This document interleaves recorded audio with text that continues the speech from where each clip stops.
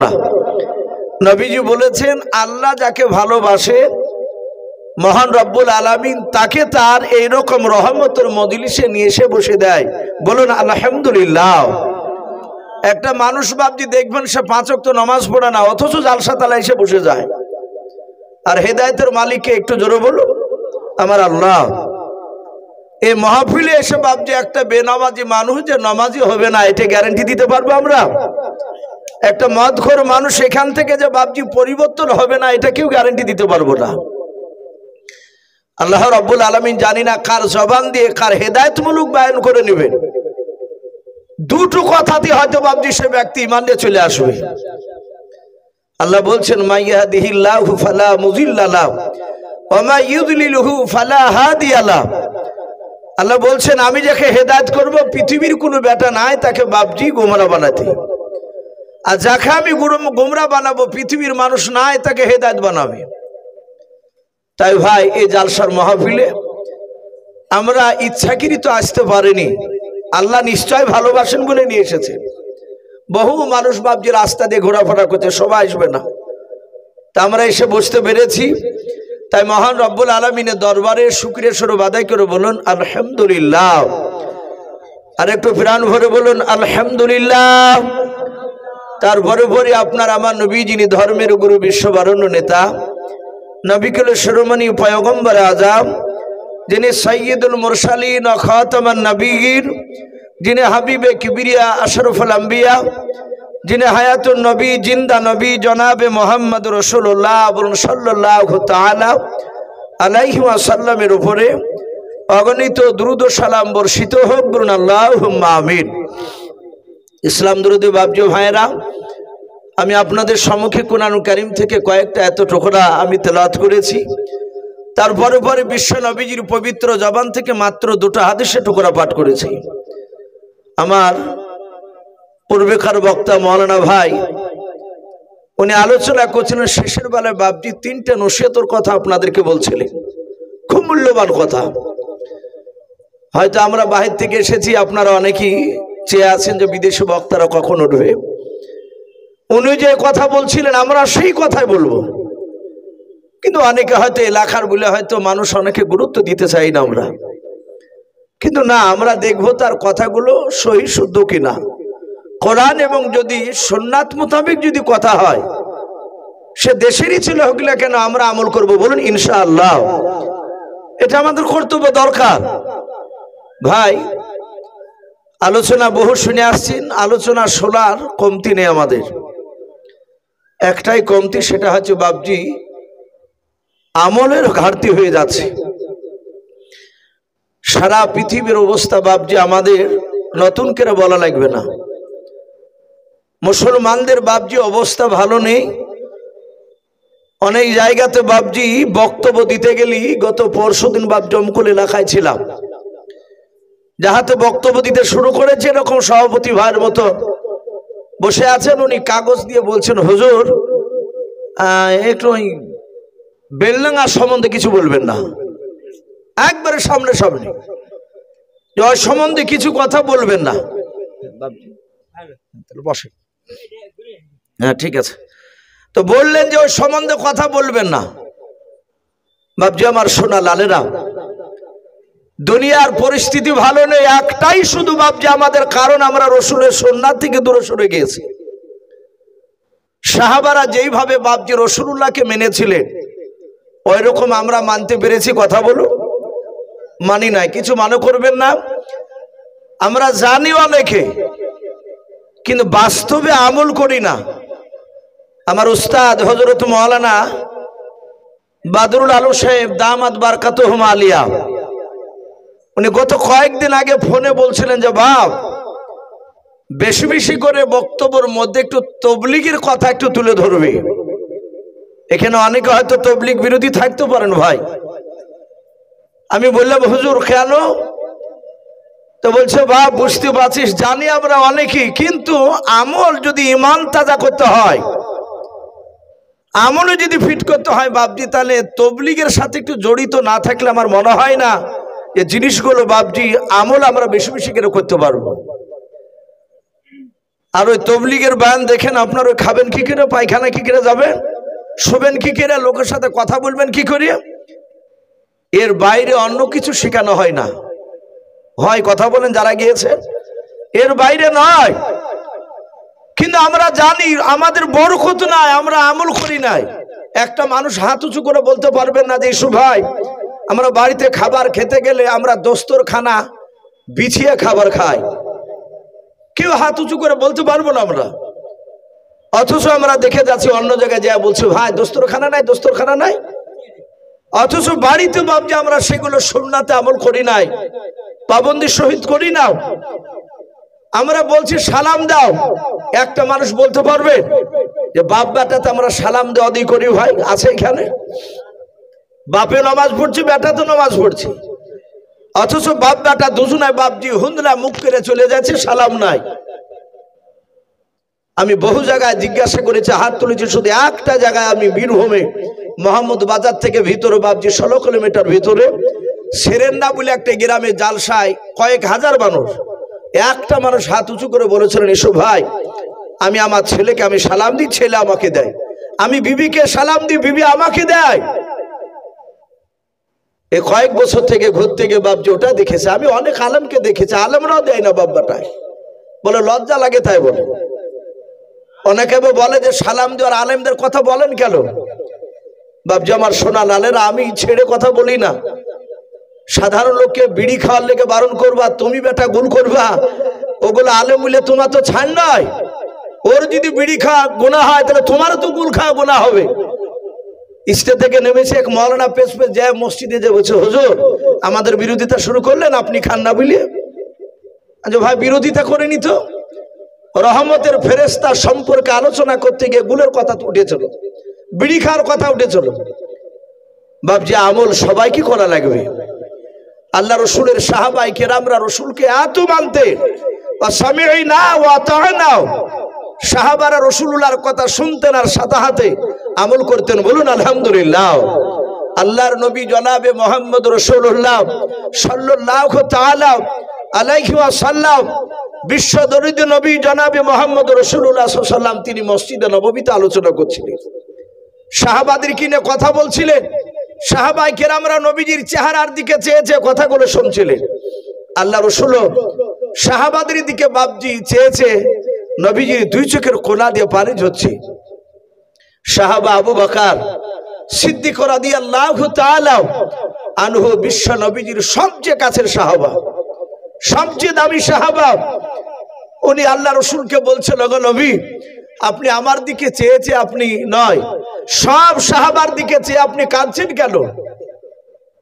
আল্লাহর নবী জনাবে মুহাম্মদ রাসূলুল্লাহ সাল্লাল্লাহু তাআলা আলাইহি ওয়াসাল্লাম দরুদ নবী আমার সাহাবা আবু বকরকে ডাক দিয়ে বলেন, সাহাবা আবু বকর আমি তোমাদের চেহারার দিকে চেয়ে আমার পুরানো কথা মনে পড়ে যায়।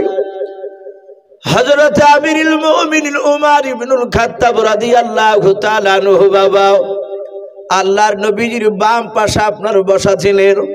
হযরত উমর নবীজির কাছে বাপজি আপনার দাঁড়িয়ে হাত ওখানা ধরে কেঁদে কেঁদে বললেন, ওগো আল্লাহর নবীজি আপনি আমাদের চেহারার দিকে চেয়ে কেন কাঁদছেন? বলার বিশ্ব নবী বলেন, সাহাবা আমি এখানে অনেকগুলো সাহাবার দিকে চেয়ে দেখছি না বাবা, তোমরা যেদিন আমাকে চিনতে পারতা না।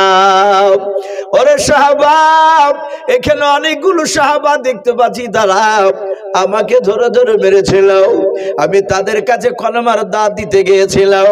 হযরতে আবু বকর নাই ওমর ফারুক রাদিয়াল্লাহু তাআলা আনহু বাবা সঙ্গে সঙ্গে আল্লাহর নবীর হাত ওখানে জোরে ধরলেন। ওমর কেঁদে কেঁদে বলছেন, নবী বেয়াদবি হলে মাফ করবেন। ওগো আল্লাহ রাসূল যেই দিন আমি আপনাকে চিনতে পেরেছিলাম না নবী গো, সেই দিন থেকে আমি আপনাকে তার আগে বিরোধিতা করতাম। ওগো নবীজি জানতাম না বেঈমান আবু জেহেল আমাকে বলতো লা তাসমাউ লিহাযাল কুরআন, খবরদার মুহাম্মদ সাল্লাল্লাহু আলাইহি ওয়াসাল্লামের কোরআনের কথা তুমি শোনো নাও। ওগো নবীজি আমি আপনাকে দেখলে সাহাবাদেরকে দেখলে এভাবে কেন আঙুল দিয়ে ঘুরে ঘুরে হাঁটতাম, যেন আপনার কথাগুলো আমার কানে যেন না চলে আসে। ওগো আল্লাহর নবী শুনে না, যেদিন থেকে আপনাকে চিনতে পেরেছি হুজুর, সেদিন থেকে নবী আপনার দিকে আঙুল তুলে আমি কথা বলি নাই। আর কোন মানুষকে ওমর থাকতে গেলে আপনার সামনে কেউ আঙুল তুলে কথা বলতে পারে নাই। বলুন আলহামদুলিল্লাহ। ওগো রাসূল, আপনি আর কাঁদেন না, আপনাকে এখন তো আর কেউ আপনাকে আঙুল তুলে কথা বলে না। রাসূল, আমি কি ভালোবাসি না আপনাকে? হাদিসের ভাষায় এসেছে, আল্লাহ রাসূল সাল্লাল্লাহু তাআলা আলাইহি ওয়াসাল্লামের সাহাবা উমর, নবী বলেন ওমর এত ভালোবাসতেন ঈমান আনার পরে আমাকে। রাসূল যতক্ষণ বাপজি ওমরের সামনে কথা বলতে, হযরত ওমর ফারুক রাদিয়াল্লাহু তাআলা আনহু এক সেকেন্ডের জন্য বাপজি এদিক ওদিক তাকাতেন না, একইভাবে রাসূলুল্লাহর চেহারার দিকে চেয়ে কথাগুলো শুনতেন। আল্লাহ রাসূল বলতেন মাঝে মাঝে, ওমর আমি অনেক সাহাবাকে দেখতে পাই তারা এদিক ওদিক তাকায়, এই ওমর তুমি আমার দরবারে আসলে তুমি বসে গেলে আমার দিকে অমন করে তাকিয়ে থাকো, আর তোমার দুই চোখের কোণা দিয়ে পানি গড়ে গেল। হযরত ওমর বলতেন, হুজুর এই চোখ দিয়ে আমি আপনাকে প্রথমে চিনতে পেরেছিলাম না, আপনি এত বড় দামি রাসূল। ওগো নবী, আপনাকে ঈমান আনার পরে আমার মন চাই না অন্য কাউকে দেখতে। বলুন আলহামদুলিল্লাহ। কিয়ামত পর্যন্ত আপনাকে আর আমাকে যদি আল্লাহ জীবিত রাখে, আমাকে যদি কোনো কাজ আর না করতে হতো, আমি এইভাবে 24 ঘন্টা একইভাবে রাত দিন আপনার দিকে তাকিয়ে থাকতাম। আল্লাহ রাসূল বলতেন, ওমর এত ভালোবাসো? বলে হুজুর হ্যাঁ। আমার সেই উমর রাসূলকে বলছেন, হুজুর আমি ঈমান আনার পর তো আপনাকে কেউ মারেনি। আল্লাহ রাসূল বলেন, ওমর তুমি কি ভুলে গিয়েছো, তুমি ঈমান আনার পরে আমাকে এক ইহুদি অন্যায় করে কথা বলেছিল। সিরাতে হালবিয়া বলে একটি উর্দু কিতাব, রাসূলুল্লাহর বাপজি তাতে চরিত্র কথা জীবনী তাতে দেওয়া আছে। আল্লাহ রাসূল বলেন, ওমর তুমি শুনবা? বলে হুজুর একটু বলো, কবে আপনাকে ইহুদি আমার সামনে গালি দিয়েছিল? আমি ঈমান আনার পরে। কিতাবে এসেছে বাপজি সবচেয়ে সেই জামানায় মদিনার সবচেয়ে বড় ইহুদের আলেম, তার নাম ছিল বাপজি রাহাব বলে নাম।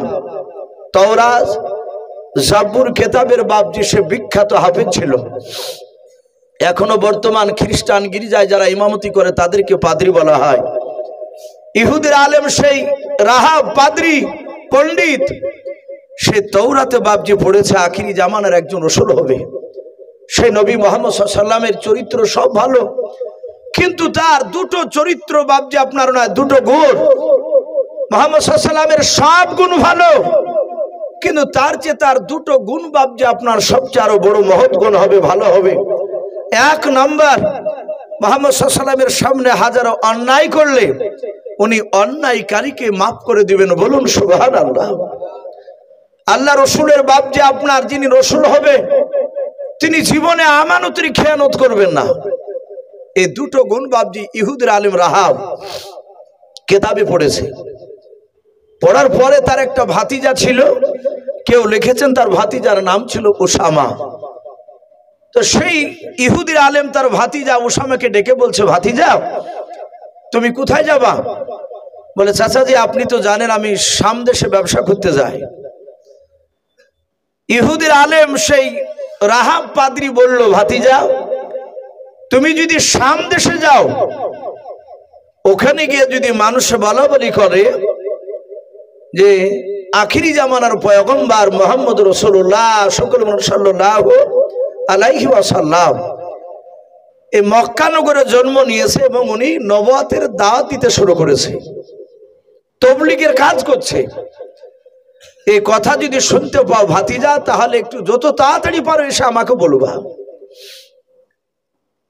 বাপজি আমার সোনা লালেরা, এমন একজন রাসূলকে আমরা পেয়েছিলাম যে রাসূল মক্কাতে জন্ম নিয়েছে, মদিনাতে রাসূলুল্লাহ যায়নি, অথচ মক্কা রাসূলুল্লাহর নবুয়তের কথা মদিনায় পৌঁছে গিয়েছে। বলুন আলহামদুলিল্লাহ। শাম দেশে বুশরায় বিভিন্ন বাজারে বাপজি প্রচার হয়ে গিয়েছিল।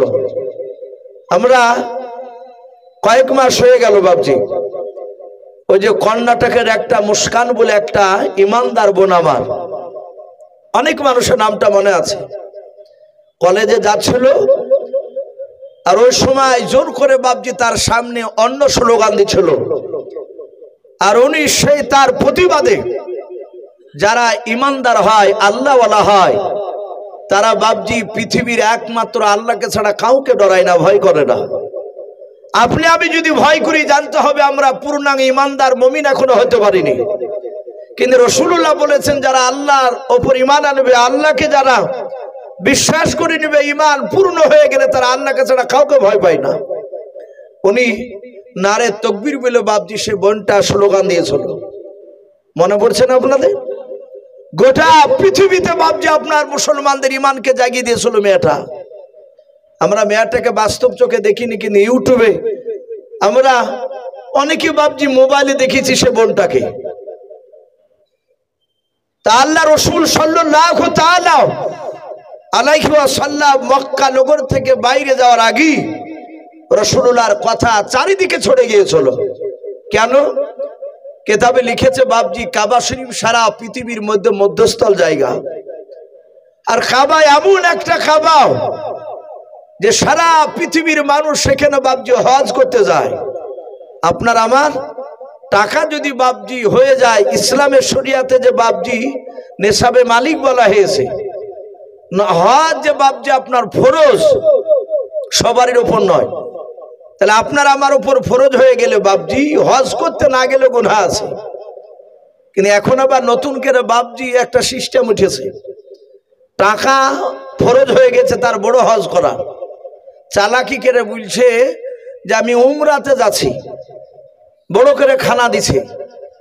বলে চাচা বড় হজে গেলেন না? বলে বাপ একবার দেখে আসি, প্রথমে দেখে আসে তারপরে এবার বড় হজে যাব।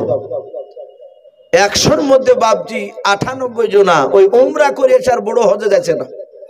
ওই টাকাকে বাঁচানোর লোকে, যে টাকা কম দেখছে উমরাতে, লোক জানবে যে মদিনায় গিয়েছিল, রাসূলের কবর জিয়ারত করে এসেছে, যেখানে অনেকগুলো লোক। আবার হাজী সাহেব না বললেও রাগ করছে, আমি কেন কথাটা বললাম, উমরাতে করে এসেছে। আমি বললাম কি ব্যাপার দাদু কেমন আছেন, সালাম দিয়ে তখন বলছে হ্যাঁ মৌলবী মানুষ তুমি, আমাকে হাজী সাহেব বলে সালামটা দিলে না আগে, হাজী বলিলে যেন এর রাগ হয়। তা আমি বললাম দাদু মাফ করবেন, আপনাকে হাজী বলা যাবে না। তখন বলছে তোমরাই ফতোয়াবাজি করে বেড়াও গা, তোমরাই বলো না, তাছাড়া প্রায় লোক আমাকে হাজী সাহেব বলে। এদিন আজ দিন 10 আগেকার কথা বলছে বাপজি। হজ এমন একটা জায়গা, আল্লাহ রাসূল মক্কাতে জন্ম নেওয়ার আগেও কাবা শরীফে বাপজি মক্কাতে পৃথিবীর মানুষ হজ করতে যেত। কথা সত্য না মিথ্যা বলো? তারা হজে যেত, কিন্তু তখনকার হজের নিয়ম ছিল আলাদা। আল্লাহ রাসূল সাল্লাল্লাহু তাআলা আলাইহি ওয়াসাল্লামকে আল্লাহ এমন একটা জায়গায় পাঠিয়েছিলেন মক্কাতে, যে সারা পৃথিবীর মানুষ সেখানে হজ করতে যায়। মক্কা নগরে রাসূলুল্লাহ কলমার দাওয়াত দিয়ে দিয়ে দেখলেন সবাই মানে না, সবাই রাসূলকে মানেনি। আল্লাহ রাসূল শুনতে পেলেন সেই মদিনা থেকে, তখন তো মদিনার নাম ছিল না, নবীজি মক্কা থেকে মদিনাতে হিজরত করে যাওয়ার আগে ওই মদিনার দেশটার মদিনা ছিল না। কোরআন শরীফে তাফসীরে পাওয়া যায় মারিফুল কোরআনে দেশটার নাম ছিল ইয়াসরিব। কি নাম বললাম? ইয়াসরিব নাম, ওই এখন যেটা বর্তমান মদিনা হয়েছে। তো ওই ইয়াসরিব দেশ থেকে বাপজি এক নয় দুই নয় 50টা বয়স্ক লোক আর যুবক ছেলে মিলে তারা দল বেঁধে বাপজি হজে এসেছে। আল্লাহ রাসূলের কাছে একটা বাচ্চা ছেলে গিয়ে বললেন, ওগো আল্লাহ রাসূল, ইয়াসরিব অর্থাৎ মদিনা থেকে 50টা লোক আমি দেখে আসলাম, তারা কাবা শরীফের পাশে ধরে তারা তাম্বু টাঙিয়ে আছে, তারা বৈকাল বেলায় তাম্বু টাঙালো। আল্লাহ রাসূলকে ওই বাচ্চা ছেলেটা ভালোবাসতো, নবীর উপর ঈমান এনেছিল। আল্লাহ রাসূল বললেন, বাবা সত্যি বলে? হ্যাঁ। নবীজি বুক ভরা আশা নিয়ে চিন্তা করলেন, আমি আজই রাত্রি বেলায় যাব। ওরা বিকালে এসেছে, তাম্বু টাঙিয়েছে, আমিও গিয়ে ওই ময়দানে গিয়ে তাম্বু টাঙাবো। তাম্বু টাঙিয়ে সারা রাত সেখানে কোরআন তেলাওয়াত করব, আল্লাহর ইবাদত করে সকালবেলা আমি ওই মদিনার বাসীদের কাছে গিয়ে এই দ্বীনের দাওয়াত, কলমার দাওয়াত দিব। সম্মানিত ভাইরা আমার, বাবা জীবনেরা, আল্লাহ রসুল সাল্লাল্লাহু তাআলা আলাইহি ওয়াসাল্লাম তিনি গিয়েছেন, আর বেঈমান আবু জেহেল বাপজি লক্ষ্য করত যে মুহাম্মদ সাল্লাল্লাহু আলাইহি ওয়াসাল্লাম কোথায় কোথায় যায়, ও নবীর বিরোধিতা করত। আবু জেহেল দেখলো তো বেটা চলে গেল ওই মক্কা নগরে কাবা শরীফের ওই ময়দানে। তখন তো বাপজি এত ঘর ছিল না, ফাঁকা মরুভূমি পড়ে।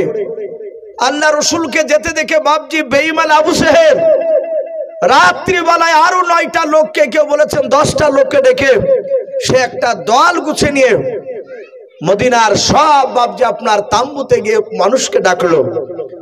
তারা 5টা তাম্বু টেঙেছিল, এক একটা তাম্বুতে 10 জন করে মানুষ, 5,250 সবাইকে ডাকলো। ডেকে বলছে, এই এই আসিরিফ দেশের মানুষেরা, তোমরা আমাকে চিনো, আমি কে? আল্লাহ রসুলের ব্যাপারে বাপজি তারা তো জানে না, নবীর নামই শুনেনি তারাও। আবু জেহেল বলল, আমি মক্কার বড় নেতা, আমি তোমাদের বাপ দাদাদেরকে ভালোবাসি, শুনে নাও, আমি তোমাদেরকে একটা কাজ থেকে সাবধান করতে এসেছি। মদিনার বয়স্ক লোকেরা বলল, ভাই আবু জেহেল, আমাদেরকে কোথা থেকে সাবধান করবা? ডাক দিয়ে বললো, ওই দেখো তাম্বু দেখতে পাচ্ছ, রাসূলুল্লাহর তাম্বুকে দেখাচ্ছে, জায়তুন তেলের বাতি জ্বালিয়েছে। বলে, হ্যাঁ দেখতে পাচ্ছি। বলে, ওই তাম্বুর ভিতরে মক্কার সবচেয়ে বড় পাগল ভরা আছে, বলুন আস্তাগফিরুল্লাহ। সারা পৃথিবীর মধ্যে শ্রেষ্ঠ রসুল, যে রসুলের বাপজির শরীর থেকে ঘাম বেরোলে মুশকে আম্বার নাই খুশবু বের হতো, বলুন সুবহানাল্লাহ। যে রসুলুল্লাহ রাস্তা দিয়ে একদিন হেঁটে গেলে, তিরমিজি শরীফে এসেছে, ওই রাস্তায় রসুলুল্লাহ বাপজি 14 দিন না গেলে ওই রাস্তায় নবত খুশবু পাওয়া যেত। মক্কার লোকেরা বলতে গিয়ে রাস্তায় দিয়ে রসুলুল্লাহ গিয়েছে। আর সেই রসুলকে বাপজি মক্কার বেঈমান আবু জেহেল নবীকে পাগল বলছে। এখনো বাপজি যারা দেখবেন আল্লাহর উপর ঈমান নাই, যারা টুপিওয়ালা দাড়িওয়ালাদেরকে দেখলে তারা ন্যায় অনেক কথা বলে বলে। আবু জেহেলরা যেমন বলতো, আবু জেহেল বলল, ওই লোকটার কাছে তোমরা রাত্রিবেলায় যাবে না। বলে, কেন? বলে, সে একটা নতুন কি কথা বলছে, ওই কথা যদি না শোনো, আমাদের বাপদাদার বিরুদ্ধে কথা বলছে, না শুনলে তার তাম্বুর ভিতরে পাথর ভরা আছে, আর সেই পাথর দিয়ে বেটা তোমাদেরকে মেরে শেষ করে দেবে। তোমরা রাতে যদি না যাও, সকালবেলায় ওই পাগলা আসবে তোমাদের তাম্বুতে। আবু জেহেল এটাও জানে যে রাসূলুল্লাহ আসবে, কৌশল করে বাপজি কথাটা বলছে। আল্লাহ রসুল সাল্লাল্লাহু তাআলা আলাইহি ওয়াসাল্লামকে ন্যায় কথা বললো, পাগল বললো, নবীর কাছে পাথর ভরা আছে বললো। মদিনার তারা 50টা লোক বললো, ভাই আমরা রাত্রিবেলায় কেউ যাব না। কিন্তু বাপজি আবু জেহেল ভেবেছিল রাসূলুল্লাহর কথাকে তাড়াতাড়ি করে মিশে দেবে, কিন্তু আবু জেহেলরা যত তাড়াতাড়ি চেষ্টা করেছিল, রাসূলের দিনকে বাপজি মক্কা থেকে বাইরে বেরোতে দিবে না। কিন্তু তার চেয়েও তাড়াতাড়ি রাসূলুল্লাহর ঈমান আরো বাপজি কলমার দাওয়াত চারি বিশ্বে পৌঁছে গিয়েছিল, বলুন আলহামদুলিল্লাহ। চারিদিকে তাড়াতাড়ি ছড়াচ্ছে। আল্লাহ রসুল সাল্লাল্লাহু তাআলা আলাইহি ওয়াসাল্লাম বিশ্ব নবী বাপজি তাম্বুর ভিতরে বসা, বুক ভরা আশা নিয়ে রাসূলুল্লাহ রাত্রিবেলায় ওখানে থাকবে, সকালবেলায় কলমার দাওয়াত দিবে। রাসূলুল্লাহ ভেবেছেন, একটা দুটো লোক যদি আবার কথা মেনে নেয়, সবাই না মানলে একটা দুটো তো মানবে। মদিনার লোকদেরকে বারণ করলো। আবু জেহেল বাড়িতে মদের বোতল নিয়ে বাপজি মেতে উঠলো, বললো, মুহাম্মদ সাল্লাল্লাহু আলাইহি ওয়াসাল্লাম যতই কোরআন তেলাওয়াত কর, তোর কাছে লোকগুলো যাবে না, তোকে যেতেও দিবে না। কিন্তু মানুষকে বাপজি যেখানে যত বারণ করা যায়, সেখানে মানুষ বাপজি বেশি যায় না কম যায়? কথা বলে, বেশি যায়। এই যে জালসার মাহফিল, ওপরে সুন্দর জায়গা, নিচে সুন্দর জায়গা, মানুষ কম। কিন্তু এখানে যদি বাপজি যাত্রার মাহফিল হতো, তাহলে বাপজি গোবরের উপড়াতেও বসে মানুষ শুনতো, জায়গা দিতে পারত না। ওখানে মানুষ বারণ করে যে যেও না, ওই জায়গা ভালো না, খারাপ, ওতে গেলে নেকি হবে না। আর এখানে নেকি হবে, কিন্তু ওই জায়গাতে মানুষ চাপ দেয় বেশি। আবু জেহেল বারণ করে গেল, আর মদিনার লোকেদের ভিতরে তোলপাড় শুরু হয়ে গেল। ওই তাম্বুর ভিতরে পাগলটা আছে ভরা, বলে গেল, সে কালো না ধুলো, সে মোটা না সরু, তার পোশাকগুলো ময়লা যুক্ত না পরিষ্কার, তার চুলগুলো এলোমেলো হয়ে আছে না, একটু দেখার দরকার। জোরে বলুন সুবহানাল্লাহ। ভাইরা আমার, বাবা জীবনেরাও, মদিনার 50টা মানুষ বাপ যে তাদের মধ্যে থেকে বয়স্ক লোকেরাও ওই তাম্বর দিকে লক্ষ্য করে রাত্রিবেলা বলেছিল, বন্ধুরাও আমরা মদিনার যেই সব মানুষগুলো একত্রিত হয়ে এসেছি মক্কা নগরে, বলে হ্যাঁ আমরা এখনই তাম্বুর ভিতর থেকে বেরিয়ে ফাঁকা জায়গায় বসে পড়ি। সবাই মিলে বাপজি ফাঁকা জায়গা তারা মিটিং করার জন্য বসে পড়ল। বয়স্ক লোকেরা ডাক দিয়ে বলেছিল, গো যুবক ছেলেরাও, তোমরা কি দেখেছো ওই মক্কার ওই যে তাম্বুর ভেতরে পাগলটা ভরা আছে, ওই পাগলটাকে কি তোমরা এর পূর্বে কোথাও দেখেছিল বলো? ওই যুবকরা ডাক দিয়ে বলেছিল, চাচা আজ জীবনে প্রথমে মক্কা নগরে এসেছে হজ করতে চাচাও, আজ রাত্রিবেলা থাকার উপর সকালবেলায় কাবা তওয়াফ করে বাড়ি চলে যাব। ওগো চাচা আমরা এর পূর্বে কোনোদিন পাগলকে দেখে নাই। ওগো চাচা বলল, আপনারা কি ওই পাগলটাকে কোনোদিন দেখেছেন বলো? বয়স্ক লোকেরা বলো, না বাবা আমরাও তো দেখি না। ওই বয়স্ক লোকেরা বলেছিল, বাবা আবু জেহেল মক্কার বড় নেতা বলেছে রাত্রিবেলা যদি আমরা না যাই সকালবেলায় নাকি ওই পাগলটা আসবে আমাদের তাম্বুতে, আর ওই লোকটার কথাগুলো যদি না শোনা যায় সে নাকি পাথর দিয়ে আঘাত করে আমাদেরকে মেরে দেবে। ওরে আমার যুবক ছেলেরা, সকালবেলা আসার আগে শুনে নাও, আজকে গভীর রাত্রিবেলায় ও যুবক ছেলেরা তোমরা সবাই নাও, মাত্র 10টা যুবক ছেলে দাঁড়িয়ে যাও। 10টা যুবক ছেলে তোমরা চুপি চুপি তোমরা অন্ধকারে গিয়াও ওই মক্কার নগরের যে পাগলটা তাম্বুর ভিতরে বসা আছে ওই তাম্বুর বাহির চারিদিক থেকে তোমরা উকি মেরে দেখে এসো। যদি প্রকৃতি পাগল হয় তাহলে আমরা আগামীকাল সকালবেলায় ওই পাগলকে আমাদের তাম্বুতে আসতে দেব না। যুবক ছেলেরা 10 জনায় বাপ যা হাত উঁচু করে দাঁড়িয়ে গেল, বলে চাচা আমরা 10 জনা যাবো বলে হাও। যুবক ছেলেরা বাপ যে আপনার যখনই যেতে লাগলেন বয়স্ক লোকেরা বলেছিল, বাবা তোমরা খালি হাতে যেও না। বলে কেন চাচাও? বলে আবু জেহেল বলেছে ওই পাগলটার কাছে নাকি পাথর ভরা আছে, তার কথা না শুনে নাকি পাথর দিয়ে মারবে রে বাবা। এই যুবকেরাও 10 জনায় তোমরা দুটো দুটো করে পাথর হাতে নিয়ে নাও, 10 জনায় 20টা পাথর নিয়ে নাও, আর চুপে চুপে তোমরা যাওয়ার পর ওই পাগলটা যদি তোমাদের পায়ের শব্দ যদি টের পেয়ে যায়, জানতে যদি পারে, আর ওই পাথর দিয়ে যদি তোমাদেরকে মারে রে বাবা, তোমরা পাথর দিয়ে মারতে মারতে পাগলটাকে শুধু মক্কা ছাড়া নাই গোটা পৃথিবী থেকে তাকে বিদায় করে দেওয়া। ওই যুবক ছেলের বাপ যে মোটা মোটা তারা 10 জনায় দুটো দুটো করে বাপ যে তারা 2 হাতে পাথর নিয়ে বাপ যে চলে গেল। আল্লাহর নবী জনাবে মুহাম্মদ রাসূলুল্লাহ সাল্লাল্লাহু তাআলা আলাইহি ওয়াসাল্লাম দরুদ নবী আমার তাম্বুর ভিতর বাপ যে বসে বসে কাঁদেন আর বলেন, আল্লাহ মনে হয় তোমার দিনকার বেশি দিন টিকে রাখতে পারবো না। আল্লাহ রাসূল বাপ যে কোরআন তেলাওয়াত করে গভীর রাত্রি বেলায় আল্লাহর দিকে বাপজি হাত তুলে তুলে কান্না করেছিলেন। ওগো আল্লাহ তুমি আমাকে ধৈর্য ধরা তুমি তৌফিক করে দাও, বেশি বেশি করে যেন তোমার বান্দাদের কাছে যেন কলমের দাওয়াত দিতে পারে সেই শক্তি আমাকে দাও। আল্লাহর নবী কাঁদছিলেন আর মদিনার বাপ যে 10টা যুবক ছিল আল্লাহ রাসূলের তাম্বুর কাছাকাছি চলে গিয়েছে রে বাবা। যাওয়ার পর বিশ্ব নবীজির বাপজি চেহারার দিকে একটিবার যখন বাবা নজর পড়ল ওদের, ওরা সবাই বিশ্ব নবীর চেহারা দেখে বাপ যে তারা আশ্চর্য হয়ে তারা আপন আপন তারা 10 জনের মধ্যে বাবা আস্তে আস্তে করে বলছেন, ভাই এই মানুষটা পৃথিবীর মধ্যে কোনো পাগল হতে পারে না, বলুন সুবহানাল্লাহ। ওরা বলছে, ভাই এ তো পাগল নয়, এই দেখ এত সুন্দর মানুষ আমরা জীবনের পূর্বে কোথাও দেখি নাই, বলুন সুবহানাল্লাহ।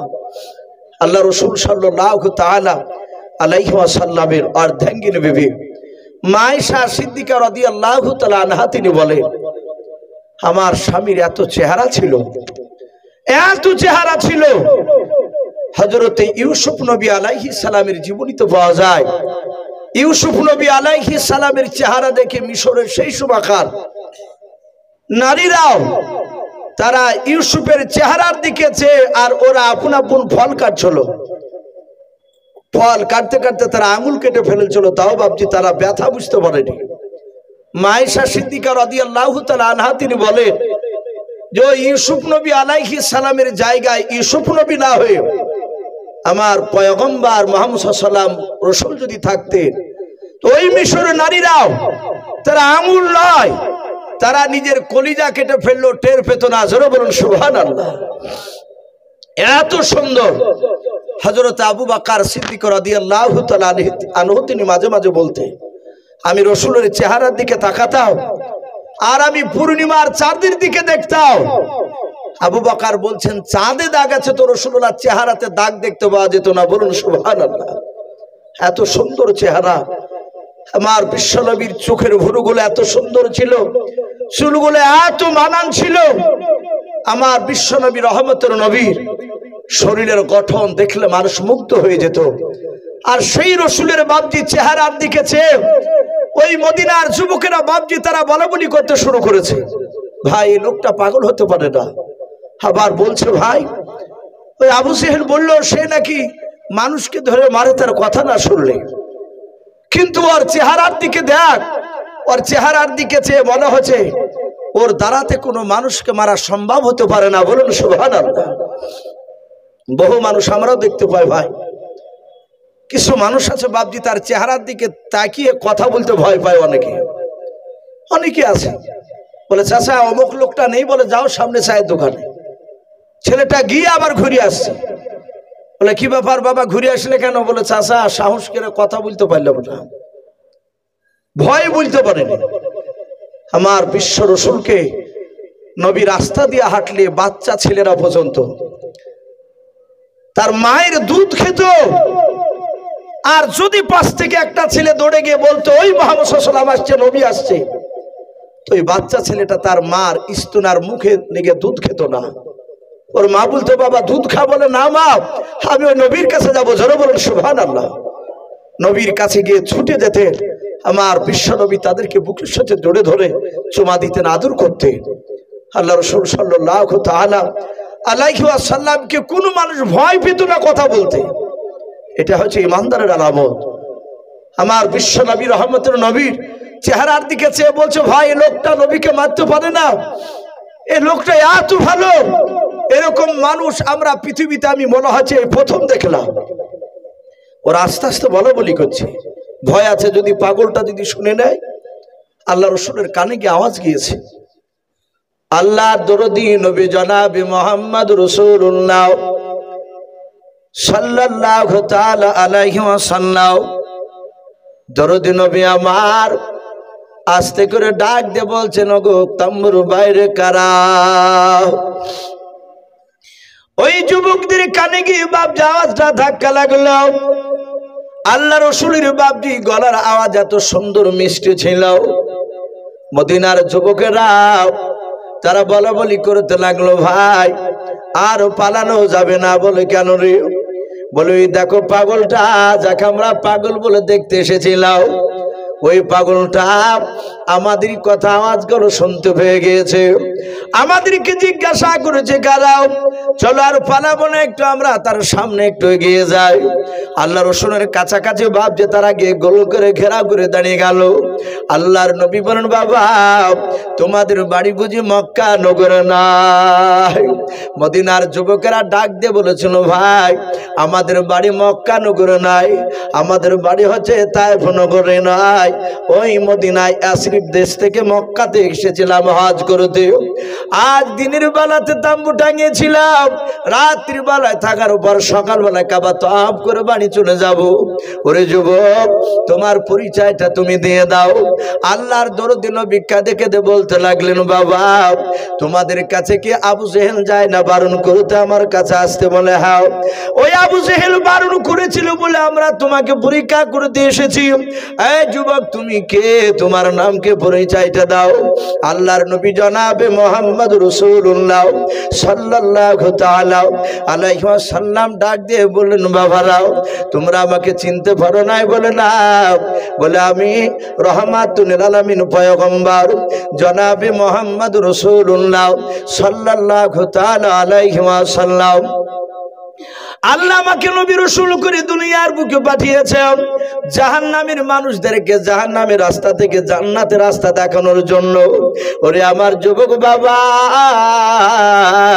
আমি সন্ধ্যাবেলায় তাম্বু টাঙিয়েছিলাম, সারা রাত থাকার পর সকালবেলা আমি তোমাদের কাছে কলমার দাঁত দেব বলে এখানে এসেছিলাম।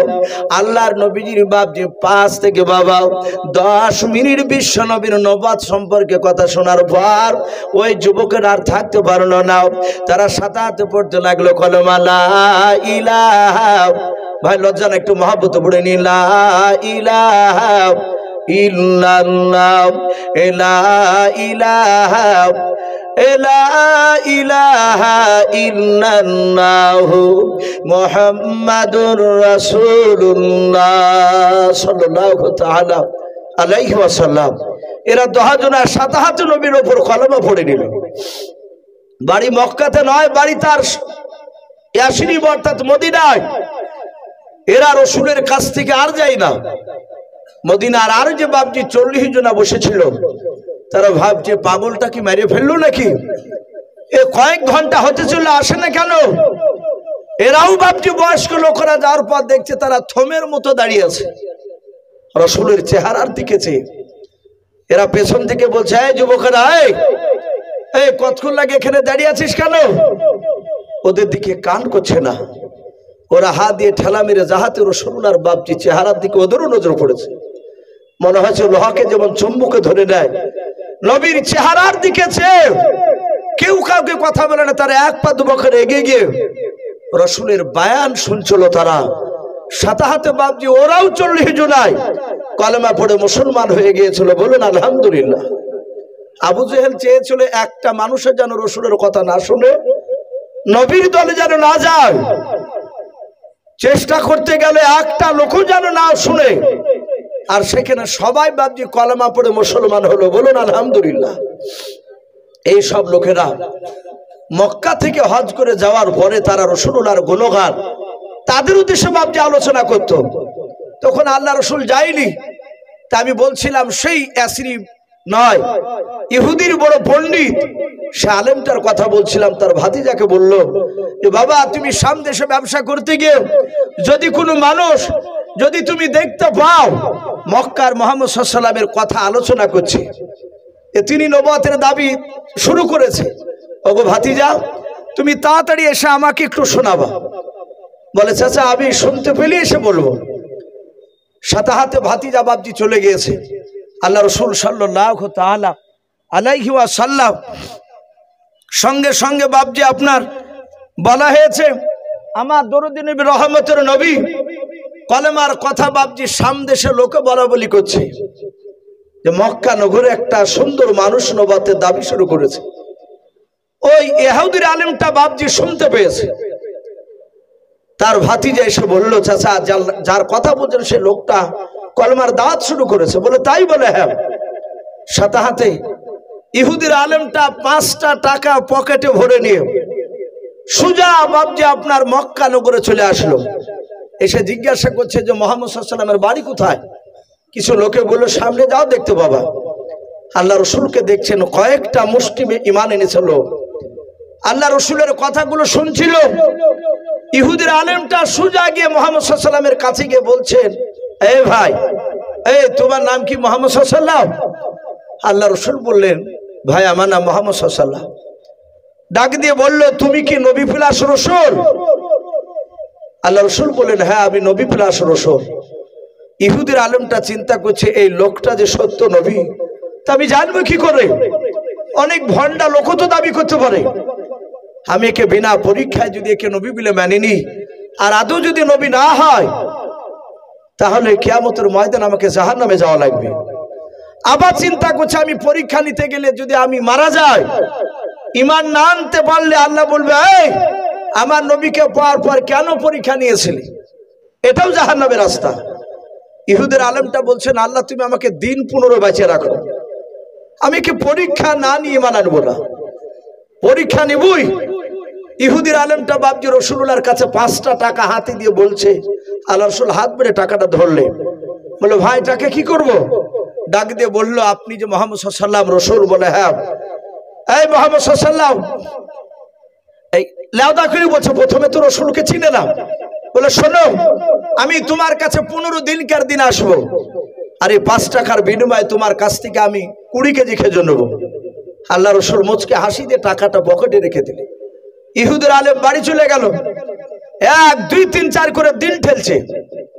10 দিন বাপজি পার হয়নি। 10 দিনকার দিন সকালবেলায় সুজা বাপজি আপনার ইহুদের একদম মক্কা নগরে টাটকা ইমানদার সাহাবা হযরত আমিরুল মুমিনিন ওমর ইবনুল খাত্তাব রাদিয়াল্লাহু তাআলা আনহু, মাত্র 4 দিন হয়েছে মানানা। সেই দিনকার দিন 4 দিনকার দিন ওমর বসে আছে নবী দরবারে। আর সেই সময়তে বাপজি ইহুদের আলেমটা সুজা এসে আল্লাহ রসুলের কাছে এসে বাপজি এইভাবে কলার খানাকে ধরলো। আল্লাহর নবী জনাবে মুহাম্মদ রাসূলুল্লাহ সাল্লাল্লাহু তাআলা আলাইহি ওয়াসাল্লাম দরদি নবী বলেন, ওগো ভাই তুমি আমার কলারটা কেন ধরে টানছো মালাও? ওই ইহুদির আলেম ডাক দিয়ে বলেছিল, রে মুহাম্মদ, আমরা বলি সাল্লাল্লাহু তাআলা আলাইহি ওয়াসাল্লাম, ও তো দরুদ পড়া জানে না, দরুদ পড়তে হয় তাও বাপজি ইহুদির আলেম জানে না। আল্লাহর নবীকে বাপজি অশ্লীল ভাষায় কথা বলতে লাগলো। বলে তোকে কারা নবী বলে মানে বল, সত্য নবী বলে মানে বল। আল্লাহর নবী বাপজি সাহাবাদের দিকে তাকে বললেন, এরা সবাই আমাকে সত্য নবী বলে মানে। সাথে হাতে বললো, ভাই এই ভাই তুমি আমাকে কেন এ ভাষায় কথা বলছো? আর কলারটা কেন ধরেছে, কেন তুমি ছাড়ো নাই? ইহুদের আলেম বলল, তোকে এরা জানে না তাই সত্য নবী বলে মানে। তুই পাকা ভণ্ডাও, তুই পাকা মিথ্যাবাদী, তোর বাপ মিথ্যাবাদী, তোর দাদা মিথ্যাবাদী। আল্লাহর নবীকে অন্যায় করে কথা বলতে লাগলো। আল্লাহর নবী বলেন, চাঁদ ভাই কেন আমাকে এত বড় অশ্লীল ভাষায় কথা বলছো? বলুন ভাই, এই মুহাম্মদ সাল্লাল্লাহু আলাইহি ওয়াসাল্লাম চিটার নবী, তোমার কাছে 1 নয় 2 নয়, আজ 20 দিন হতে চলল। আজ দিয়ে 4 বার হলো তোমার কাছে আসা। 3 বারের পূর্বে তুমি অস্বীকার করেছো। ভাই আমি তোমাকে 5 টাকা দিয়ে 20 কেজি খেজুর নেব বলেছিলাম, তুমি অস্বীকার করেছো। তুমি ভণ্ড নবী, তোমাকে নবী বলে মানা যাবে না। আল্লাহ রসুল ডাক দিয়ে বলেন, ভাই তোমার গণনার মধ্যে ভুল রয়েছে, তোমার 15 দিন পার হয় নাই। আজ 14 দিন নয় 10 দিন হতে চলল, এখনো 10 দিন পার হয় না। ইহুদের আলেম বাপ যে শুনে নাই, বারবার জোর করে মিথ্যা কথা জোর করে বলছে, তুমি মিথ্যাবাদী। হযরত আমিরুল মুমিনিন ওমর ফারুক রাদিয়াল্লাহু তাআলা আনহু, নবীজির বাপ যে ডান পাশে বাপ যে অলঙ্গা তলোয়ার নিয়ে বসেছিলেন, হযরত ওমর ইহুদের বাপ যে চেহারার দিকে চেয়ে দেখলেন, ইহুদি হাতখানা আমার নবীজির কলার খানা ধরে আছে। হযরত ওমর বিশ্ব নবীকে গালি দেওয়া দেখে ওমরের 2 চোখের কোনা দিয়ে পানি করছে, চোখ দুটো লাল হয়ে গিয়েছে। ওমর বাপজি সহ্য করতে না পেরে ডাক দিয়ে, রে বাবা তলোয়ারের উল্টো পিঠ দিয়া সাতাতে বাবা তলোয়ার দিয়ে আঘাত করে বলছে, বেঈমান হাত নামাও। ওমর এখনো মরে নাই, জিন্দা আছে, জোরে বলুন সুবহানাল্লাহ। আল্লাহ রাসূলের বাপজি কলার খানা বাপজি ছুটে গিয়েছে, ওমরের তলোয়ার দিয়ে উল্টো পিঠ দিয়ে এমন জোরে আঘাত করেছে রে বাবা, ইহুদের হাতে এত জোরে আঘাত লেগেছে। আল্লাহর নবী বলেন, ওমরের 2 বাহুতে বাপজি এত আল্লাহ শক্তি দিয়েছিলেন। ওমরের 2 হাতে বাবা 1 না 2 না, পৃথিবীর বুকের যুবকেরাও 50টা যুবকের শক্তি একাই আমার ওমরের 2 হাতে দিয়েছিলেন আল্লাহ, জোরে বলুন সুবহানাল্লাহ। ওমরের বাহাদুরি দেখে নবী আমার গভীর রাত্রিতে কেঁদেছিলেন, আল্লাহ ওমরকে যদি তুমি হেদায়েত যদি দান করে দাও, ওমর যদি ঈমান আনতর মাওলা, আমার ঈমানকে কলমার দাওয়াতকে ওমর তার সাথে ভাইদেরকে নিয়ে নেতৃত্ব দান করতো। বলুন সুবহানাল্লাহ। আল্লাহর নবীর এই দোয়া আল্লাহ কবুল করে নিয়েছিলেন। সেই ওমর ডাক দিয়ে বলেছিল, রে বেঈমান, ওমর বেঁচে থাকতে নবীর সামনে তুই এইভাবে ওমরের সামনে আল্লাহর নবীর কলার কানা ধরে তুই টানাটানি করবে, ওমর সহ্য করবে না। ইহুদির হাতে লেগেছে, ইহুদি হাত খানা বুকের সাথে বাপ যেভাবে জড়ে ধরে আল্লাহ নবীর চেহারার দিকে চেয়ে চেয়ে দেখতে লাগলো। ওই ইহুদির দুই চোখের কোনা দিয়ে পানি গড়ছে, এত জোরে তলোয়ারের উল্টো পিঠে দিয়ে আঘাত লেগেছে। ওমর তলোয়ার মারার পর আল্লাহর নবীকে ডাক দিয়ে বলো, হুজুর আপনি হুকুম দেন, এই বেঈমান এই ইহুদির আলেমকে আর পৃথিবীর বুকে বেঁচে রাখবো না, এখনই জবাই করে কে হাবিয়া দুজকে পাঠিয়ে দেব। আল্লাহ রাসূল ইহুদির দিকে তাকিয়ে দেখলেন, ইহুদি তাকিয়ে আছে। ইহুদি মনে মনে চিন্তা করেছে, আল্লাহ তোমার নবীকে আমি ইমতিহান নিতে এসেছি, পরীক্ষা নিতে এসেছি, দেখিও তোমার নবী ওর সাথী যে উমর আমাকে মেরেছে দেখে এর বিচার করে কি নাও, যদি না করে তাহলে জানবেন আখিরি জামানার নবী না। আল্লাহর নবী বলেন, উমর উত্তেজিত হয়ে না, বসে যাও। হযরত উমর বাপজি তিনি বসে পড়লেন। আল্লাহর নবী জনাবে মুহাম্মদ রাসূলুল্লাহ সাল্লাল্লাহু তাআলা আলাইহি ওয়াসাল্লাম ডাক দিয়ে বলেন, ওমর রে তোমার কলা ধরেছিল ইহুদি না আমার কলা ধরেছিল বলো। ওমর বুঝতে পেরেছেন আমার বেয়াদবি হয়ে গিয়েছে, আবেগে না থাকতে পেরে আমি তাকে মেরে দিয়েছি। আল্লাহর নবীজির সাহাবা ওমর বলছিল, হুজুর আমার কলা ধরে না আপনার কলা ধরেছিল। আল্লাহ রাসূল বলেন, ওমর আমি কি তোমাকে মারতে হুকুম দিয়েছিলাম? বলে নাও। বলে নবী আপনার উপর ঈমান আনার পর আমি এত আপনাকে বিশ্বাস করি নবী গো, সারা পৃথিবীর মানুষ একদিকে যদি হয়, যদি বলে আব্দুল্লাহর সন্তান মুহাম্মদ সাল্লাল্লাহু আলাইহি ওয়াসাল্লাম মিথ্যাবাদী, ওগো আল্লাহর নবী যে আমি ওমর আমি কোনোদিনই বিশ্বাস করব না। বলুন সুবহানাল্লাহ। আপনাকে এত ভালোবাসে নবী শুনেলেন, তাই আমি সহ্য করতে না পেরে রাসূল আমি ইহুদিন আমি হাতে তলোয়ার মেরে দিয়েছি, উল্টো পিঠের আঘাত। আল্লাহ রাসূল ডাক দিয়ে বলেন, ওরে আমার সাহাবা ওমর আমি পয়গম্বর রাসূল বললাম তুমি এখন ইহুদিন হাত দুখানা ধরে ক্ষমা চাও। হযরত তোমার আর বাপজি দাঁড়ালেন নাও। ওমর দাঁড়িয়ে গিয়ে ইহুদির হাত দুখানা ধরে ডাক দিয়ে বলেন, ইহুদি ভাই ওমর কিন্তু বাতিলের কাছে মাথা নত করা বান্দা নয়।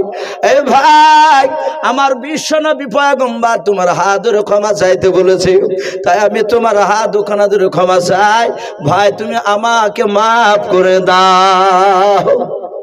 ইহুদি চোখ দিয়ে আরো পানি ঝরছে। এবার ব্যথা বাপজি ভুলে গিয়েছে রাসূলুল্লাহর আখলাক চরিত্র। নবীজির বাপজি দেখলো, আরে আমার বিশ্বনবী বললেন, ইহুদি ভাই আমি ওমরের হয়ে তোমার কাছে ক্ষমা চাই, তুমি আবার ওমরকে ক্ষমা করে দাও। ইহুদি বাপজি আর দাঁড়িয়ে থাকতে পারলো না, ও বুঝতে পারলো ইনি আখিরি জামানার রাসূল। সাতাহাত নবীর হাতে হাত দিয়ে উনিও কলেমা পড়ে মুসলমান হয়েছিলেন। বলুন সুবহানাল্লাহ। ভাই আমি বলছিলাম সেই রাসূল সাল্লাল্লাহু তাআলা আলাইহি ওয়াসাল্লাম নবীর সাহাবারা এত নবীকে মানতে, সাহাবায়ে কেরাম রাদিয়াল্লাহু তাআলা আনহু তারা রাসূল সাল্লাল্লাহু আলাইহি ওয়াসাল্লামের বাপজি কথা শুনে তারা সাথে সাথে আমল করতেন। ভাই রাত্রি ফেরায় 7টা বাজতে চললো, আমাকে বাপজি কাগজ দিয়ে একটু ইশারা করেছেন আর প্রথমে বলেছিলেন কমিটি ভাই যে ভাই মসজিদ আমাদের আলহামদুলিল্লাহ অনেক বড় হয়ে গিয়েছে, আপনি একটু শেষের বেলাতে একটু মানুষের কাছে চাইবেন, ইনশাআল্লাহ দেবেন। তাই এখানে অনেক বাপজি ভাই রয়েছেন, কার আব্বা কার মা কার দাদা কার দাদি কার নানা নানি অনেকের বাপজি আমাদের চলে গেছে, সে অন্ধকার কবরে বাপজি শুয়ে আছে, অন্ধকার কবর থেকে বাপজি চেয়ে আছে, হয়তো একটু আবার জন্য কেউ দোয়া করবে। তাই বাপজি এখানে অনেক আল্লাহওয়ালা বান্দা রয়েছে, অনেক বাপজি ভাই রয়েছে। আমি আপনাদের কাছে ভাই একটু দেখতে চাই। আমি দেখলাম মসজিদে বাপজি কাজ ফিট করা আছে, আমি দেখলাম মসজিদে কাজ ফিট করা আছে। তার মানে আমাকে বললেন ইমাম সাহেব যে হুজুর আমাদের মসজিদে এসিরও দরকার, যদি কোনো আল্লাহর বান্দা এখানে থাকেন যে মসজিদে একটা এসি দিবেন ইনশাআল্লাহ। বাপজি একটু হাত উঁচু করে বলতে পারে। আর যেসব বাপজি ভাইরা মা বোনেরা পর্দার আড়াল থেকে শুনছে, বাপজি ভাইরা সামনে বসে আছে, আমি একবার নারে তাকবীর দিব, বেশি নয়, আপনার 10,000 করে টাকা, বেশি নয় 10টা হাজার করে টাকা বাপজি 10 জনাকে আমি একটু দেখতে চাই কোন আল্লাহর বান্দা রয়েছে এই মসজিদকে বাপজি তৈরি করার জন্য ইনশাআল্লাহ দেবেন। আল্লাহ রাসূল বলেছেন মাম বানালিল্লাহি মাসজিদান বানাল্লাহু লাহু বাইতান ফিল জান্নাহ। নবী বলেছেন যারা মসজিদে টাকা দান করলো তাদের জন্য আল্লাহ জান্নাতে একটা ঘর বানাবেন। জোরে বলুন সুবহানাল্লাহ। বলেন আরে তাকবীর। ভাই একটু আল্লাহু আকবারটা জোরে বলবো। নবী বলেছেন আল্লাহর কাছে আল্লাহু আকবার যখন কোনো বান্দা বলে আল্লাহ এত খুশি হয়, এত খুশি হয়ে যায় তার জীবনের সব গুনাহকে মাফ করে দিয়ে আসমান জমিনের ফাঁকা জায়গায় আল্লাহ নেকিতে ভরপুর করে দেয়। বলুন সুবহানাল্লাহ। বলেন আরে তাকবীর। ভাই এই দেখেন একজন ভাই আমার 1000 টাকা দিয়েছেন বেলামিতে, আর একজন ভাই আমার 500 টাকা দান করেছেন। আল্লাহ তার দানকে কবুল করুন। বলুন আল্লাহুম্মা আমিন। বলেন আরে তাকবীর। আল্লাহ তাদের দানগুলোকে কবুল করুন। ভাই 10টা হাজার টাকা ভাই আমি 10 জনাকে দেখতে চেয়েছি। ভাই একটা মানুষ একটু হাত উঁচু করি। 10টা হাজার টাকার কোন আল্লাহর বান্দা নাই? ভাই একটু তাড়াতাড়ি আসো ভাই। এই মসজিদের কমিটি, এই গ্রামের অনেক বাপজি ভাই রয়েছেন, ভাই থেকে এসেছেন আল্লাহর ঘরকে তৈরি করার জন্য। ভাই একটু আসি। কার মা কার বাপ অন্ধকার কবরে শুয়ে আছে সেই দিকে লক্ষ্য করে তাদের নাম করে একটু আমরা দানের হাতটা একটু বাড়িয়ে দিই। ভাই 10টা হাজার টাকা, বেশি নয়। একটু আসো ভাই। আমি প্রথমে ওঠার সময় এই কাগজটা দেখান তো ভাই, ভাই একটু আসি ভাই। বেশি নয়, আপনাদের কাছে বেশি নয়, 10টা হাজার টাকা চেয়েছি। এ দেখেন সাকিব শেখ, উনি 1000 টাকার দাতা। বলুন মারহাবা। তারপর আশিবন বেওয়া 500 টাকা। আল্লাহ তাদের দুজনের দানকে আল্লাহ কবুল করুন। বলুন আল্লাহুম্মা আমিন। বলেন আরে তাকবীর। ভাই একটা মানুষকে হবে না ভাই 10টা হাজার টাকা? জি একটু তাড়াতাড়ি আসে, এখানে আসেন না ভাই টাকাটা একটু ধরার জন্য। এ দেখেন ভাই একটা ছোট্ট ছেলে 600 টাকা দান করেছেন। বলেন আরে তাকবীর। বেনামিতে দেখো বান্দা কোথায় যে ছিল আল্লাহ নাম শুনে দেখো 600 টাকা দিলাম।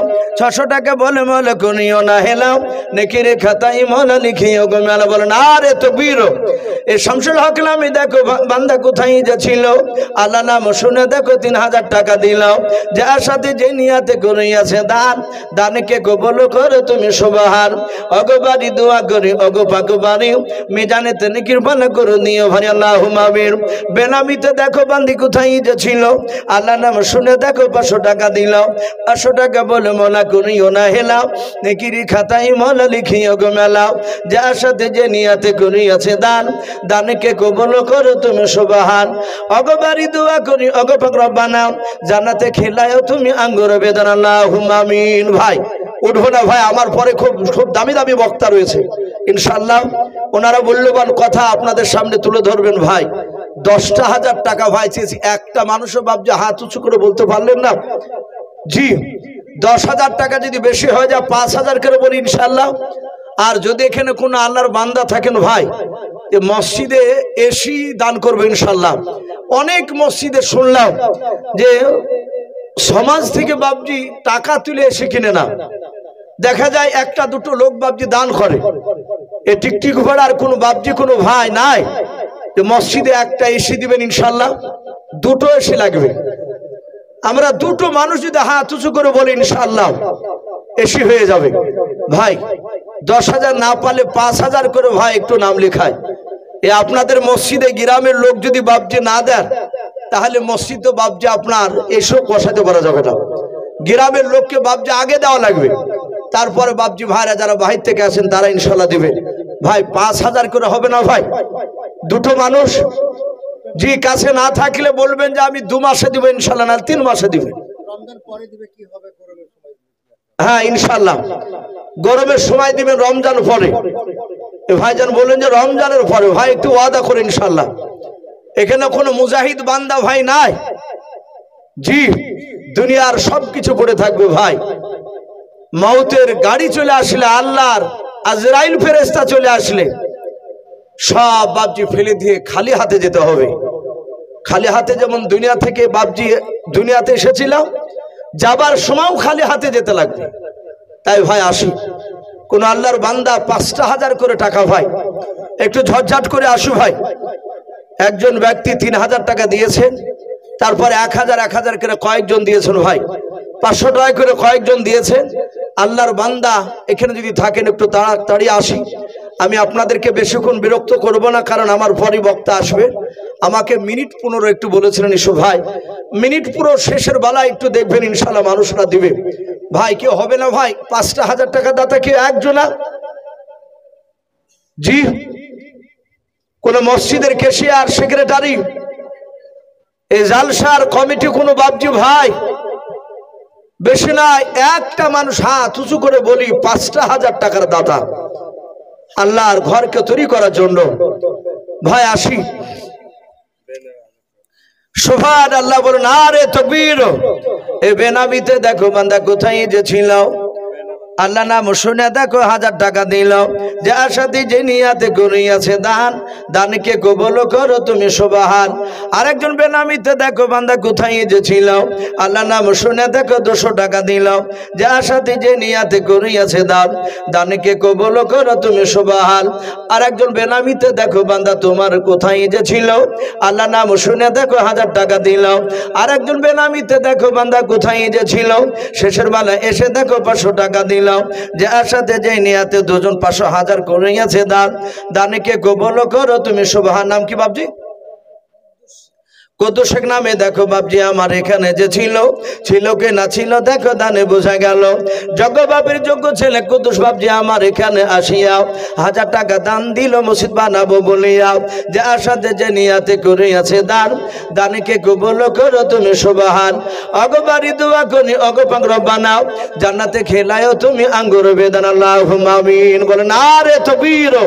ভাই একটু ঝটঝট করে আসো ভাই, 5,000 করে ভাই বেশি হয়ে গেলে আমরা 1,000 2,000 করে দিই ইনশাল্লাহ। জি একটু আসি, কাছে টাকা না থাকলে আমরা ওয়াদা করে যাই। আল্লাহর নবী জনাবে মোহাম্মদ রাসূলুল্লাহ সাল্লাল্লাহু তাআলা আলাইহি ওয়াসাল্লাম সাহাবাদেরকে নিয়ে, আমার দরদি নবী তাদেরকে বাবজি আপনার যুদ্ধের মাল কিছু সাবান বাবজি কেনার জন্য, হাতিয়ার কেনার জন্য সাহাবাদের কাছে মাল চেয়েছিলেন। সাহাবাই কেরামরাও তারা এমন কি শুধু মান নয়, তারা জানকে পর্যন্ত বাবজি কুরবান দেওয়ার জন্য বাবজি তারা প্রতিযোগিতা করতেন। ভাই একটু আসি, একটু আসি, 1,000 2,000 আমরা একটু ঝটঝট করে আসো ভাই, আমরা চলে যাব না ভাই। মানুষ আদায় করতে লাগলে মানুষ পালিয়ে যায়, আমরা পালাবো না ইনশাল্লাহ। আমার পরই বক্তা আসবেন ইনশাল্লাহ। সভাপতি সাহেব ইশারা হয়তো দিয়েছে, ভাই আসি। আর মা বোনেরা, ওগো মা বোন, আপনাদের কাছ থেকে একটা নামও আসেনি, তা মা বোনদের একটা মনে হয় এসেছিল। আমি বলবো মা বোন যদি আপনারা থাকেন পর্দার আড়ালে, আপনারা 500 1000 200 100 যে যা পারবেন আল্লাহর ঘরকে তৈরি করার জন্য একটু দানের হাতটা একটু বাড়িয়ে দিন ইনশাল্লাহ। ছোট ছোট বাচ্চা ছেলের হাত দিয়ে আমরা পাঠিয়ে দেব।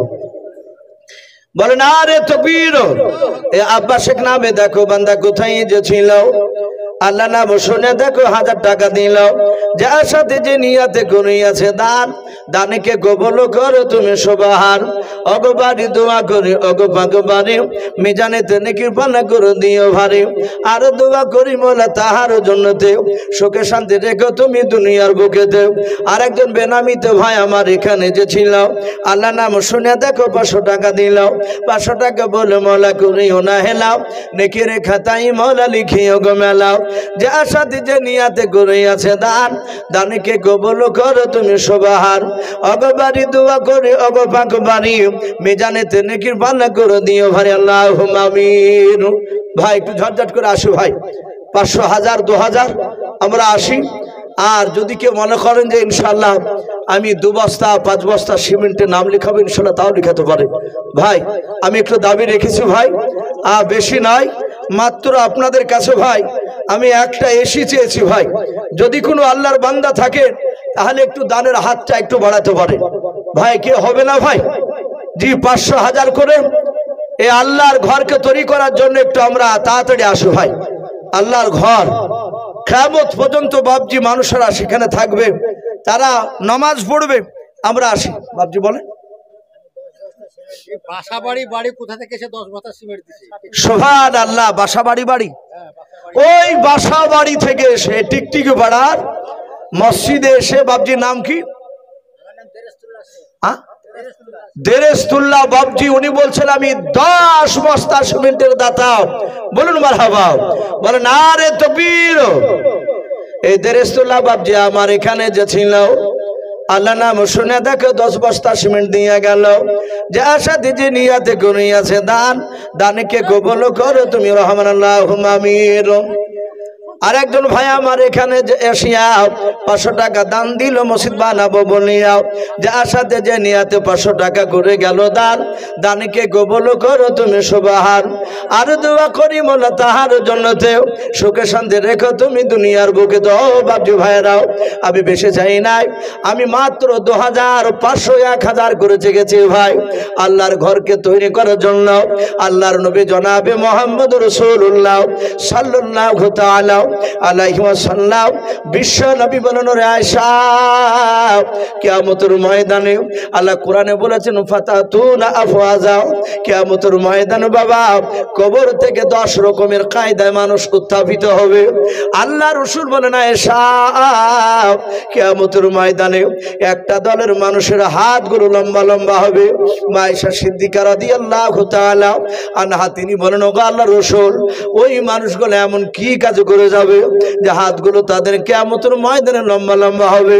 আল্লাহর নবী বলেন আয়েশা যারা দুনিয়ার বুকে বেশি বেশি করে দান করবে, আল্লাহ রাসূল বলেন ওদের হাতগুলো কিয়ামতের ময়দানে লম্বা হবে।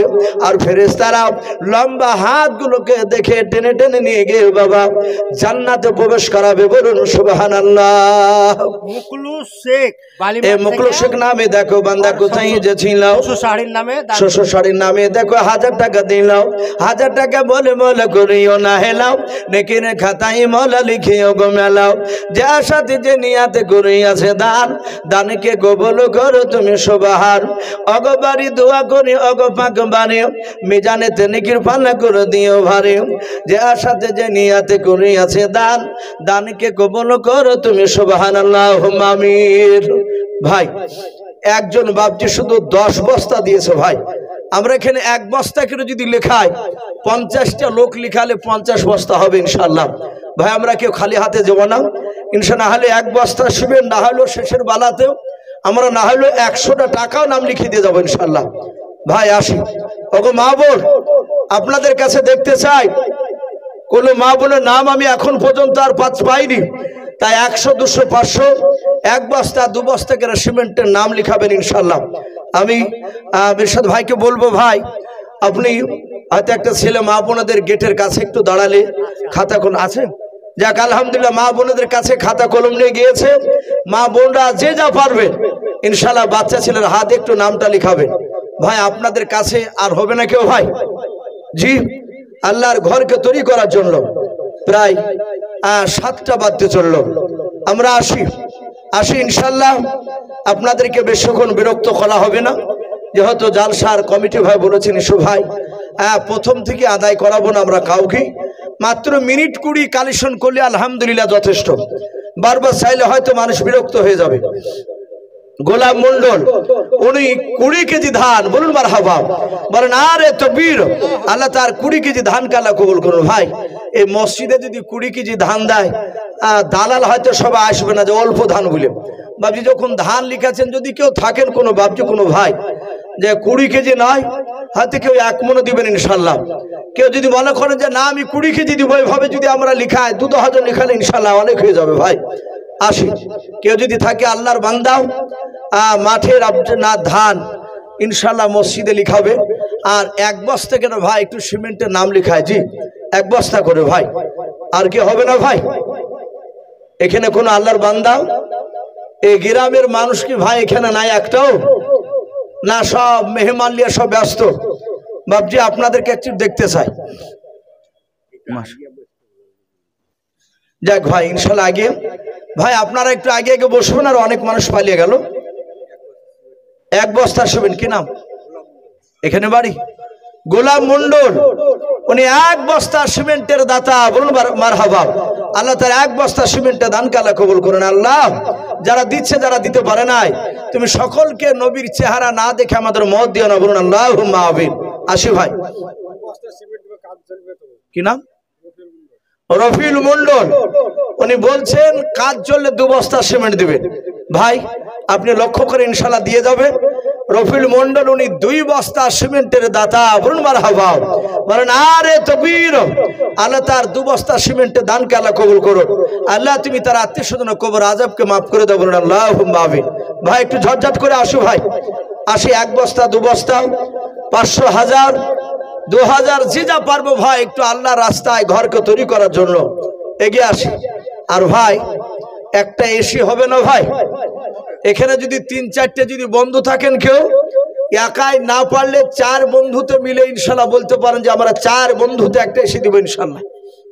500 টাকা দিয়েছে এর আগে, আবার করিম শেখ 50 কেজি নাকি ধান, 50 কেজি ধান করিম শেখ, আল্লাহ তার দানকে কবুল করুন। বলুন আল্লাহুম্মা আমিন। ভাই এখনো 1 কুইন্টাল বুঝেনি ভাই, আসি আমরা কেউ 50 20 1 মণ ধানের হাতটা একটু আমরা বাড়ি দিন ইনশাআল্লাহ। জমিতে হয়তো ধান রয়েছে ভাই, একটু আসি আমরা আল্লাহর ঘরকে তৈরি করার জন্য আমরা একটু দিই। আর 500 1000 ধান খুব ভালো হয়েছে মাওলানা। ভাই আসি, যেহেতু প্রায় জায়গাতেই ধানের ফসল ভালো হয়েছে ভাই একটু আসি ভাই। কি হবে না ভাই, একটা করে সিমেন্টের বস্তা লেখা ইনশাআল্লাহ। জি এই গ্রামে বহু মানুষ আছেন ভাই, এই মহল্লার আমরা একটু দানের হাতটা একটু বাড়াই, মানুষ দেখো না টিকটিক পাড়ার মসজিদে এলাকার মানুষ দান করে বাবজি, কিন্তু এই গ্রামের মানুষ আমি সেভাবে এখনো দেখতে পেলাম না। জালসার কমিটি ভাই অনেক রয়েছেন, সেক্রেটারি ক্যাশিয়ার, আমি আপনাদেরকে বলছি না যে আপনাদেরকে এত হাজারই লাগবে, কারণ অনেক জায়গায় জালসার ক্যাশিয়ার বাবজি গরিব মানুষও থাকে, কিন্তু তাদের কাছে জোর করে চাইলে বাবজি হয়তো প্রেস্টিজে পড়ে যায়। আমি বলবো ভাই যার যেরকম সমর্থ আছে সে অনুযায়ী একটু দানের হাতটা একটু আমরা বাড়াই, একটু আসি। রহাসেন নামে দেখো বান্দা কোথায় যে ছিল, আল্লাহ নাম শুনে দেখো 100 টাকা 10 কেজি ধান দিয়ে গেল। যে আশা দিয়ে 100 টাকা 10 কেজি ধান করিয়াছে দান, দানকে কবুল করো তুমি সুবহান। ওগো ভারী দোয়া করে ওগো পাকবারি, মিজানেতে নেকির পাল্লা করে দিও ভারী। আরো দোয়া করি মোলা তাহারও জন্নতে, সুখে শান্তি রেখো তুমি দুনিয়ার বুকে। আল্লাহুম্মা আমিন। ভাই আর কি হবে না ভাই, জি একটু এগিয়ে আসে। মাওলানা আমার বড় ভাই 500 টাকা দিয়েছে মহাসেন মন্ডল, আর আবার 1 মণ ধান দিল। মাশাআল্লাহ, মহাসেন মন্ডল এই গ্রামই বাড়ি, উনি 500 টাকা দিয়েছেন, আবার 1 মণ ধান। বলুন মারহাবা, নারে তাকবীর। তার 500 টাকা আর 1 মণ ধানকে আল্লাহ কবুল করে নিয়ে আল্লাহ তুমি তার আত্মীয় স্বজন কবর আযাবকে মাফ করে দাও। বলুন আল্লাহুম্মা আমিন। কিছুদিন হলে মারা গেছে। হ্যাঁ ওনার স্ত্রী ইন্তেকাল করে গিয়েছেন, দোয়া করে আল্লাহ রাব্বুল আলামিন তার দানের বদলতে তার স্ত্রীর কবর আযাবকে মাফ করুন। বলুন আল্লাহুম্মা আমিন। ভাই আসি, ভাই আসি 100 200 500 1000 আমরা একটু ঝটঝট করে নামটা লেখা ইনশাআল্লাহ। ভাই আজকে আপনাদের কাছে মাল চেয়েছি, আল্লাহ রাসূল সাল্লাল্লাহু তাআলা আলাইহি ওয়াসাল্লামের দরবারে সাহাবারা বাপজি তারা মাল আনার জন্য ছুটেছিলেন। একজন রাসূলুল্লাহর সাহাবা যিনার নাম বাপজি কিতাবে লিখেছে হযরতে আপনার উমাইর রাদিয়াল্লাহু তাআলা আনহু বলে নাও, তার দুখানা বাপজি একেবারে হাত কাটা ছিল। কোন এক যুদ্ধের ময়দানে যুদ্ধ করতে গিয়ে বেঈমানেরা তার হাতকে বাপজি কেটে দিয়েছিল। আল্লাহ রাসূলের সে সাহাবা উমাইর রাসূলের সব সাহাবাকে যেতে দেখলেন, উনিও দৌড়ালেন। ওনার স্ত্রীকে গিয়ে বলছেন, বিবি আমার বিশ্বনবী আজকে জান চাইলি, আজকে আমার বিশ্বনবী কিছু মাল চেয়েছে। ওরে আমার বিবি দেখো ঘরে কোনো টাকা আছে কিনা। ইমাজুদ্দিন নামে দেখো ভাই আমার কোথায় যে ছিল, আল্লাহ নাম শুনে দেখো 500 টাকা দিল। 500 টাকা বলে মোলা করিও না হেলাও, নেকের খাতায় মোলা লিখিও গো মেলাও। যে আশাতে যে নিয়াতে করিয়াছে দান, দানকে কবুল করো তুমি সুবহান। অগবারি দোয়া করি অগ পাগবারি, মেজানিতে নেকির পাল্লা করে দিও ভারী। আরো দোয়া করি মোলা তাহার জন্যতে, সুখে শান্তি রেখো তুমি দুনিয়ার বুকে। আল্লাহুম্মা আমিন। ও বাবজি ভাইরাও, আল্লাহর নবী জনাবে মুহাম্মদ রাসূলুল্লাহ সাল্লাল্লাহু তাআলা আলাইহি ওয়াসাল্লামের সাহাবা ওমর তার অর্ধাঙ্গিনী বিবিকে বলেছিল,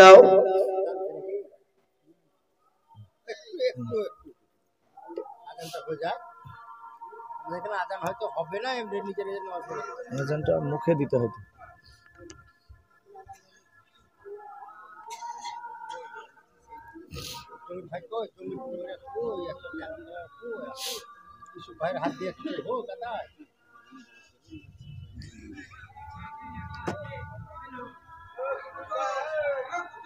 আজান মানে তো লোক আর বসবে না, নামাজ হবে তো নাকি এখানে? আজানটা হচ্ছে, আজানটা হচ্ছে।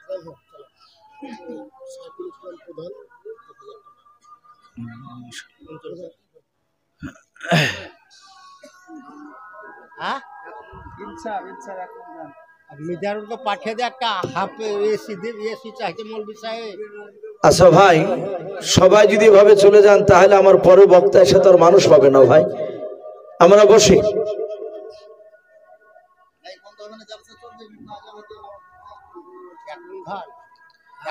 যাক ভাই, যেহেতু চারিদিকে আজান হচ্ছে, ইনশাল্লাহ আমরা মনে মনে একটু উত্তর দিব আর কথাগুলো একটু শুনি।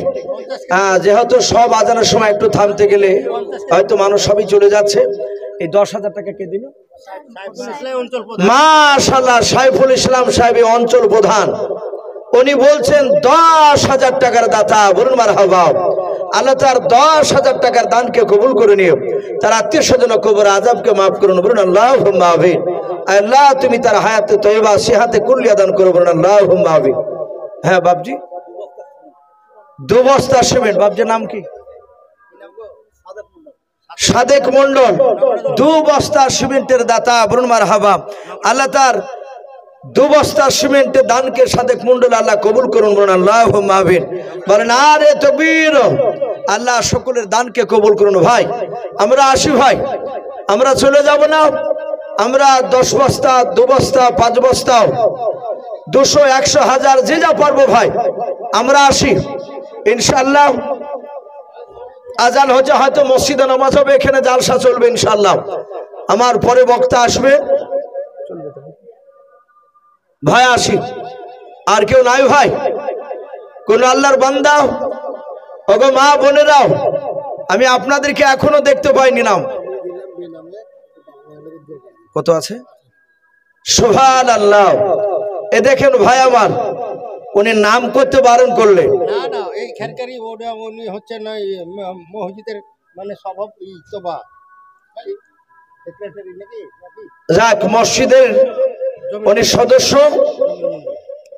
নাম করতে তো বারণ করলো। ঠিক আছে, উনি 5,000 টাকার দাতা। বলুন মারহাবা। বলেন আরে তাকবীর। বেনাবিতে দেখো বান্দা কোথায় যাচ্ছিল, শেষের বেলা এসে দেখো 5,000 টাকা দিল। যে আশাতে যে নিয়াতে করিয়াছে দান, দানকে কবুল করো তুমি সুবহান। অগো বাড়ি দোয়া করে অগো পাক বাড়ি, মিজানে নেকির পালা করে দিও ভারী। সাবির আলী নামে দেখো ভাই আমার এখানে আসিয়া 20 কেজি ধান আর 2 বস্তা দান, নাকি 2 বস্তা সিমেন্ট দান করে গেল। মালা মসজিদ বানাবো বলিয়াও, যে আশাতে যে নিয়াতে করিয়াছে দান, দানকে কবুল করো তুমি সুবহান। জেনারুল মন্ডল নামে দেখো বান্দা এখানে ছিল কি না ছিল দেখো দানে বোঝা গেল।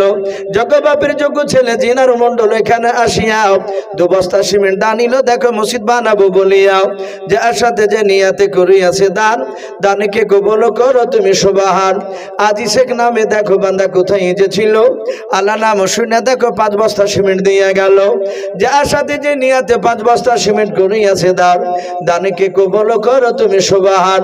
ওগো বাড়ি দোয়া করি ওগো ফকর বানাও, জান্নাতে খেলায়ও তুমি আঙ্গুর বেদান। আল্লাহুম্মা আমিন। নারে তাকবীর। ভাই একটু ঝটঝট করে আসো ভাই। ওগো মা বোন, আপনাদের নাম এখন আমি পেতে লাগিনি, তা মা বোনদেরকে বলবো 1 বস্তা 2 বস্তা 100 200 যে যা পারবে একটু দানের হাতটা একটু বাড়িয়ে দিই। আর এই মহল্লায় অনেক মানুষ আছেন, একটা এসি দেওয়ার মতো ক্ষমতা আল্লাহ অনেকে দিয়েছেন ভাই, তারা হয়তো আসছেন। আমি অনুরোধ করবো ভাই, আমাকে না দিলেও আমার পরের বক্তাকে ইনশাল্লাহ দিবেন। মসজিদে এসে ইনশাল্লাহ খুব দরকার, গরমের সময় মানুষরা অনেকে কষ্ট পায়, তাই ভাই একটু অনুরোধ করবো, আপনাদের মধ্যে থেকে যদি কেউ থাকেন কোন আল্লাহর বান্দা, তাহলে আমরা ইনশাল্লাহ একটু মসজিদের দিকে দানের হাতটা একটু বাড়ি দেবো ইনশাল্লাহ। মেয়েদের প্যান্ডেল থেকে 1640 না কত দেখেছেন? মাশাআল্লাহ, মেয়েদের প্যান্ডেল থেকে 1640 টাকা, একবার খুবই কম টাকা এসেছে মা বোন। ওগো মা বোন, আমি দেখতে চাই আপনাদের কাছ থেকে 500 টাকা 200 100 করে অনেক মা বোনেরা আছেন ইনশাল্লাহ। আবার যদি মনে করেন যে টাকা নাই, সোনার গয়না হয়তো অনেকের আছে, 4টা 5টা হয়তো নাকের আছে, কিংবা কানের আছে, কিংবা হাতের আছে, হয়তো তার মধ্যে থেকে যদি একটা হয়তো কানের কিংবা নাকের যদি সোনার জিনিস যদি দান করতেন, মা বোনদেরকে অনুরোধ করব আল্লাহর ঘরকে তৈরি করার জন্য। মা বোনদের প্যান্ডেল থেকে 1640 টাকা এসেছে। আল্লাহ সকল মা বোনের দানকে আল্লাহ কবুল করুন, বলুন আল্লাহুম্মা আমিন। বলেন আরে তাকবীর। ভাই একটু আসি, ভাই আসি, দেরি না করে একটু ঝটঝট করে আসো ভাই। আমি বলছিলাম সেই সাহাবা উমায়ের দুখানা হাত কাটা অবস্থা বাপজি বাড়িতে গিয়েছে। ওনার বিবি গোটা ঘরটাও খোঁজাখুঁজি করে এসে বলেছিল, ওগো প্রাণের স্বামী, গোটা ঘরে দেখলাম একটা জবেরও দানা পড়ে নাই, একটা টাকাও নাই। আল্লাহ রসুলের সাহাবা উমার 2 হাত কাটা ডাক দিয়ে বলেছিল, বিবি রে, সবাই মাল নিয়ে যাবে আর আমি উমায়ের খালি হাতে যাবে, এটা হতে পারে না। হযরত উমার অর্ধাঙ্গিনী বিবি ডেকে বলেছিল, ওগো স্বামী, তুমি যে অর্থহীন এটা আল্লাহ রসুল ভালো জানেন, আমরা গরিব মানুষ এটা রসুল্লাহ জানেন। তুমি 2 হাত নাই, ভালো করে কাজ করতে পারো না, ওটাও ভালো জানেন। মুরসালিম নামে দেখো বান্দা কোথায় যে ছিল, শেষের বেলা এসে দেখো 20 কেজি ধান দিয়ে গেল। যার সাথে যে নিয়ে আসছে ধান করিয়াছে দান, দানকে কবুল করো তুমি সুবহান। ওগো বাড়ি দোয়া করি, ওগো পাক রব্বানা, জান্নাতে খেলায়ও তুমি আঙ্গুর বেদানাও। আরো দোয়া করি মোলা তাহার জন্নতে, সুখে শান্তি রেখো তুমি দুনিয়ার বুকে, আল্লাহুম্মা আমিন। ইয়াসতুল্লাহ, সে খুব গরিব মানুষ, পড়ে আছে বিছানা শয্যায়, 1000 টাকা দিয়ে। রিয়াজতুল্লাহ শেখ অসুস্থ মানুষ, বিছানায় পড়ে আছেন। বলেন আরে তাকবীর। উনি 1000 টাকার দাতা, বলুন মারহাবা। এই রিয়াজতুল্লাহ নামে দেখো বান্দা কোথায় যে ছিল, বাড়ি থেকে এসে দেখো 1000 টাকা দিল। যার সাথে যে নিয়াতে 1000 টাকা করিয়াছে দান, দানকে কবুল করো তুমি সুবহান। ওগো বাড়ি দোয়া করি, ওগো পাক বাড়ি, মিজানেতে নেকির ভানা করে দিও ভারী। আরো দোয়া করি মোলা তাহার জন্নতে, হায়াতে তৈয়বা সিহাতে কুনিয়া দান করো মোলা, আল্লাহুম্মা আমিন। ও বাপজি ভাইরাও, আমি বলছিলাম আল্লাহ রসুলের বাপজি সাহাবাও ডাক দিয়ে বলেছিল, বিবিরে শুনে নাও, সব সাহাবারা মাল নিয়ে যাবে আর আমি উমায়ের খালি হাতে যাব, এটা হতে পারে না। কি নাম বাবু? এ বেনামিতে দেখো একটা ছোট ছেলে এসে 1100 টাকা করিয়াছে দান, দানকে কবুল করো তুমি সুবহান। যে আশাতে যে নিয়াতে বেনামি বান্দা তোমার করিয়াছে দান, দানকে কবুল করো তুমি সুবহান। ওগো বাড়ি দোয়া করি, ওগো পাক রব্বানা, জান্নাতে খেলায়ও তুমি আঙ্গুর বেদানাও। আরো দোয়া করি মোলা তাহার জন্নতে, সুখে শান্তি রেখো তুমি দুনিয়ার বুকে, আল্লাহুম্মা আমিন। ও বাপজি ভাইরাও, আল্লাহর নবীর সাহাবা বলল, বিবি রে, আজ ঘরে টাকা নাই, মাল নাই বলে আমি খালি হাতে যেতে পারবো না, আমি এখনই আজ যাবো। আলী হাসান মোল্লা দক্ষিণ পাড়া 40 কেজি ধান। মাশাআল্লাহ, বলেন আরে তাকবীর। এই আলী হাসান মন্ডল নাম দেখো মাঝপাড়া, দক্ষিণ পাড়া, এই দক্ষিণ পাড়া থেকে মৌলা এসে 40 কেজি ধান করিয়াছে দান, দানকে কবুল করো তুমি সুবহান। যার সাথে যে নিয়াতে ধান 40 কেজি করিয়াছে দান, দানকে কবুল করো তুমি সুবহান। ওগো বাড়ি দোয়া করি, ওগো পাক বাড়ি, মিজানেতে নেকির ভানা করে দিও ভারী, আল্লাহুম্মা আমিন। ও বাপজি ভাইরাও, উমারের স্ত্রী বলেছিল, স্বামী গো তুমি কোথায় যাবা? বলে দরকার হলে ইহুদের বাড়িতে গিয়ে কাজ করব, ওই কাজের বিনিময়ে যে টাকাটা দিবে সেই টাকাটা নিয়ে গিয়ে রাসূলুল্লাহর দিনকে বাঁচানোর জন্য আমি গিয়ে দান করব। ও বাপজি ভাইরাও, ওই সাহাবার দোকানে হাত কাটা এক ইহুদের বাড়িতে চলে গেল। ইহুদি বাড়ি থেকে বেরিয়ে এসে বলল, ভাই উমায়ের, কি ব্যাপার, তুমি আমার বাড়ির দরজায় কেন দাঁড়িয়ে ডাক দিলে বলো? ওমর বলেছিল, ভাই আমি রাসূলুল্লাহর সাহাবা, আমি তোমার কাছে সাহায্য ভিক্ষা চাইতে আসেনি রে ভাই, আমি তোমার বাড়িতে কাজ করব, কাজের বিনিময়ে তুমি যে টাকা দেবাও সে টাকাটা নিয়ে গিয়ে রাসূলুল্লাহর দরবারে দেব। আল্লাহর দরুদি নবী আজ টাকা চেয়েছে, মাল চেয়েছে আমাদের কাছে, সব সাহাবা মাল নিয়ে যাবে, টাকা নিয়ে যাবে, আমি তার সাহাবা হতবা গো মায়ের, আমি অর্থহীন গরিব মানুষ, আমার বাড়িতে টাকা নাই, তাই খালি হাতে যেতে পারবো না রে ভাই, তাই তোমার কাছে এসেছি কোনো কাজ দাও। ইহুদি মনে মনে চিন্তা করলো এর দোকানে হাত নাই, ডাক দিয়ে বললো, ভাই তুমি আমাদের বিশ্ব নবী, তোমার নবী, আর সে হচ্ছে আমার দুশমন, তার দিনকে বাঁচানোর জন্য তুমি এসেছো, শুনে না তুমি আমার দ্বারা আমার বাড়িতে কাজ করতে পারবা না। এই মসজিদ কমিটির সভাপতির ছেলে সারজামাল 1000 টাকা দিয়েছে। মাশাআল্লাহ, এই মসজিদের সভাপতির ছেলে সারজামান, মানে নারে তাকবীর, 1000 টাকার দাতা সারজামান সাহেব, আল্লাহ তার 1000 টাকার দানকে আল্লাহ কবুল করুন, বলুন আল্লাহুম্মা আমিন। আল্লাহ তুমি 1000 টাকা দানকে কবুল করে নিও, আল্লাহ তুমি তার ইমানটা হযরত আবু বকর সিদ্দিক রাদিয়াল্লাহু তাআলা আনহুর মতো বানিয়ে দাও, আল্লাহ তুমি তার 1000 টাকা দানকে কবুল করে নিও, তার আত্মীয় স্বজনের কবর আযাবকে maaf করে দাও, বলুন আল্লাহুম্মা আমিন। ভাই আমি বলছিলাম, ইহুদি মনে মনে চিন্তা করলে এমন একটা কাজ করতে দেব যেই কাজটা সারা দিন করে পারবে না, ও আমার কাছে টাকা পাবে না, তার দিনকে টিকে রাখার জন্য তার সাহায্য করা হবে না। উমাইরের পেছনকার জামা ধরে টানতে টানতে বাবা ইহুদের খেজুর বাগানে নিয়ে গেল। যার পার বলেছিল, ভাই এই খেজুর বাগানে খেজুর গাছ দেখতে পাচ্ছ? বলে হ্যাঁ। বলে ঝর্ণা দেখতে পাচ্ছ, পানি আছে? দাঁড়া। বলে হ্যাঁ। ওরে উমাইর ভাই, এই বালতিতে দড়ি বেঁধে শুনে নাও, এ দ্বারায় তুমি বালতি নামে দিও, এক বালতি করে পানি তুমি প্রতিটা খেজুর গাছের গুড়িতে দাও। ওরে উমাইর ভাই, যদি তুমি বালতি পিছু যদি খেজুর গাছ পিছু যদি এক বালতি করে পানি দাও, তাহলে বালতি পিছু একটা করে খেজুর দেব। উমার বলেন, ভাই এ তো হাঁ দিয়ে উঠা লাগবে, আমি পারবো না। বলে না পারলে আমার বাড়িতে আর কোনো কাজ নাই। হযরত উমার তিনি বাপজি কাঁদেন আর বলেন, আল্লাহ কষ্ট করে যদি এক বালতি যদি পানি উঠাতে পারি রে মহল্লা, তাহলে খালি হাতের যে একটা খেজুর নিয়ে আমি রাসূলুল্লাহর দিনকে বাঁচানোর জন্য আমি দিতে পারবো। আল্লাহ নবীর সাহাবা বলেছিলেন, ভাই ইহুদি আমার হাত নাই, দড়িখানা বালতি দিয়ে গিট বাঁধতে পারবো না, তোমার হাত দিয়ে দড়িখানা তুমি কি করো বালতিতে বেঁধে দাও। আবার ডাক দিয়ে বলেছিল, ভাই এ বেনামিতে একজন দেখো ভাই আমার কোথায় যে ছিল, শেষের বেলা এসে দেখো 500 টাকা দিলাও, 500 টাকা বলে মনে করিও না হেলাও, নেকের খাতায় মৌলা লিখিও গো মেলাও, যে আশাতে যে নিয়াতে করিয়াছে দান, দানকে কবুল করো তুমি সুবহান। ওগো বাড়ি দোয়া করে ওগো পাকড় বানাও, জান্নাতে খেলায়ও তুমি আঙ্গুর বেদান, আল্লাহুম্মা আমিন। ভাই একটু ঝটঝট করে আসো ভাই। আর ফ্যামিলির লোক সৌদিতে আছে কিছু ভাই আসি, আর আমি সভাপতি এরশাদ ভাইকে বলবো, ভাই যেহেতু অনেকটা সময় হয়ে গেল, মানুষ হয়তো বিরক্ত হয়ে যাবে, আর একজন ভাই যিনি আমার পর আসবেন তাকে একটু ইশারা করে একটু নিয়ে আসলে খুব ভালো হয়, যেহেতু 7টা প্রায় 15 পার হতে চললো।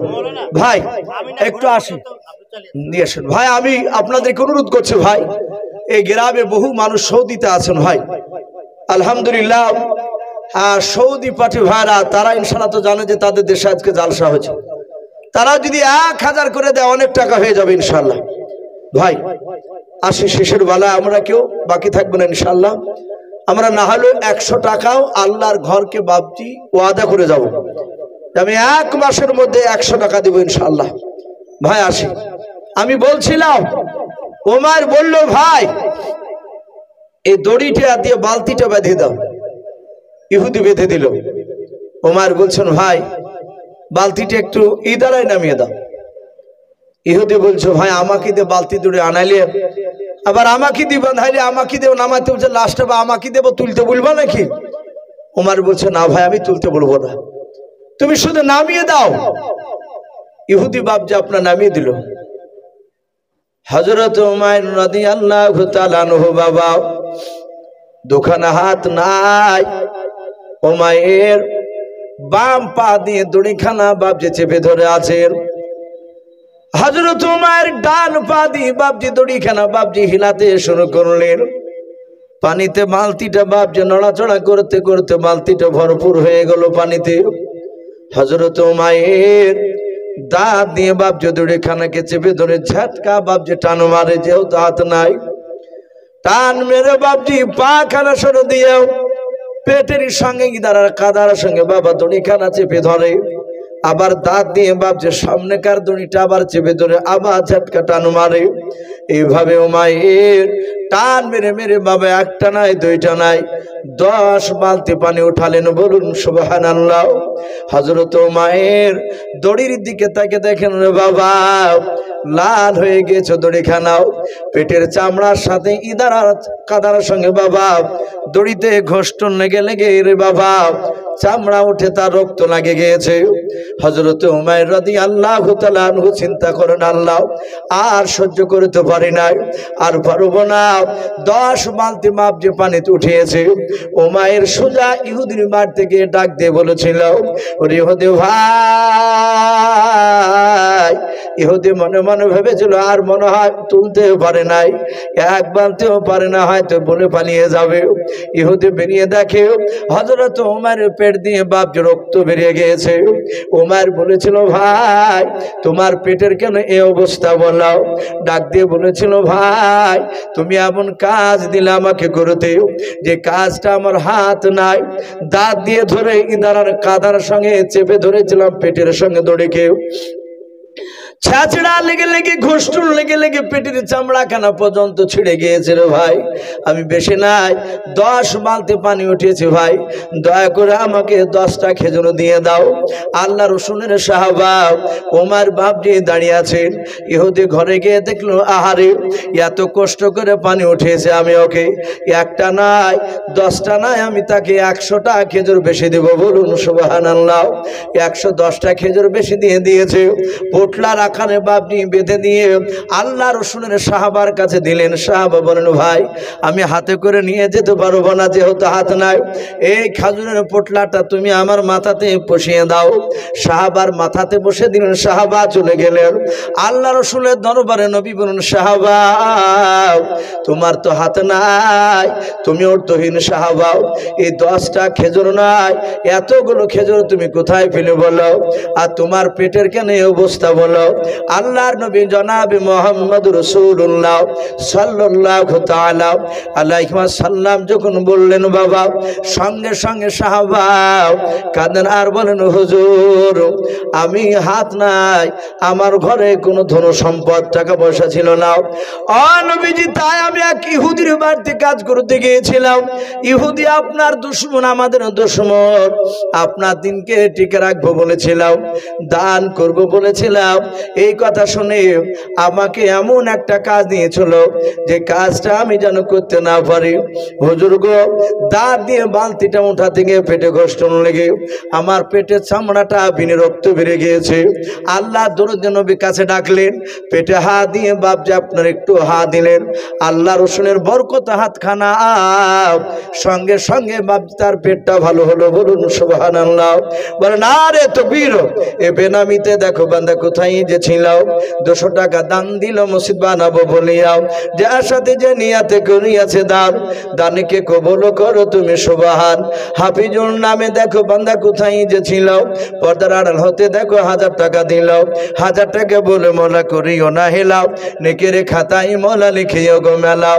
রাজু শেখ 500 টাকা। রাজু শেখ নামে দেখো ভাই আমার এখানে আসিয়া ছেলে স্ত্রী নামে 500 টাকা দান দিল ছেলে এবং স্ত্রীর নামে এসিয়াও, যে আশাতে যে নিয়াতে ছেলে স্ত্রীর নামে করিয়াছে দান, দানকে কবুল করো তুমি সুবহান। অগো বাড়ি দোয়া করি অগো পাকড়া বানাও, জান্নাতে খেলায়ও তুমি আঙ্গুর বেদানাও। আর মোলা দোয়া করি তাহার জন্যতে সুখে শান্তি ইমানে রেখো তুমি দুনিয়ার বুকেতে আল্লাহুম্মা আমিন। ভাই আর কি হবে না ভাই শেষের বেলায়? জি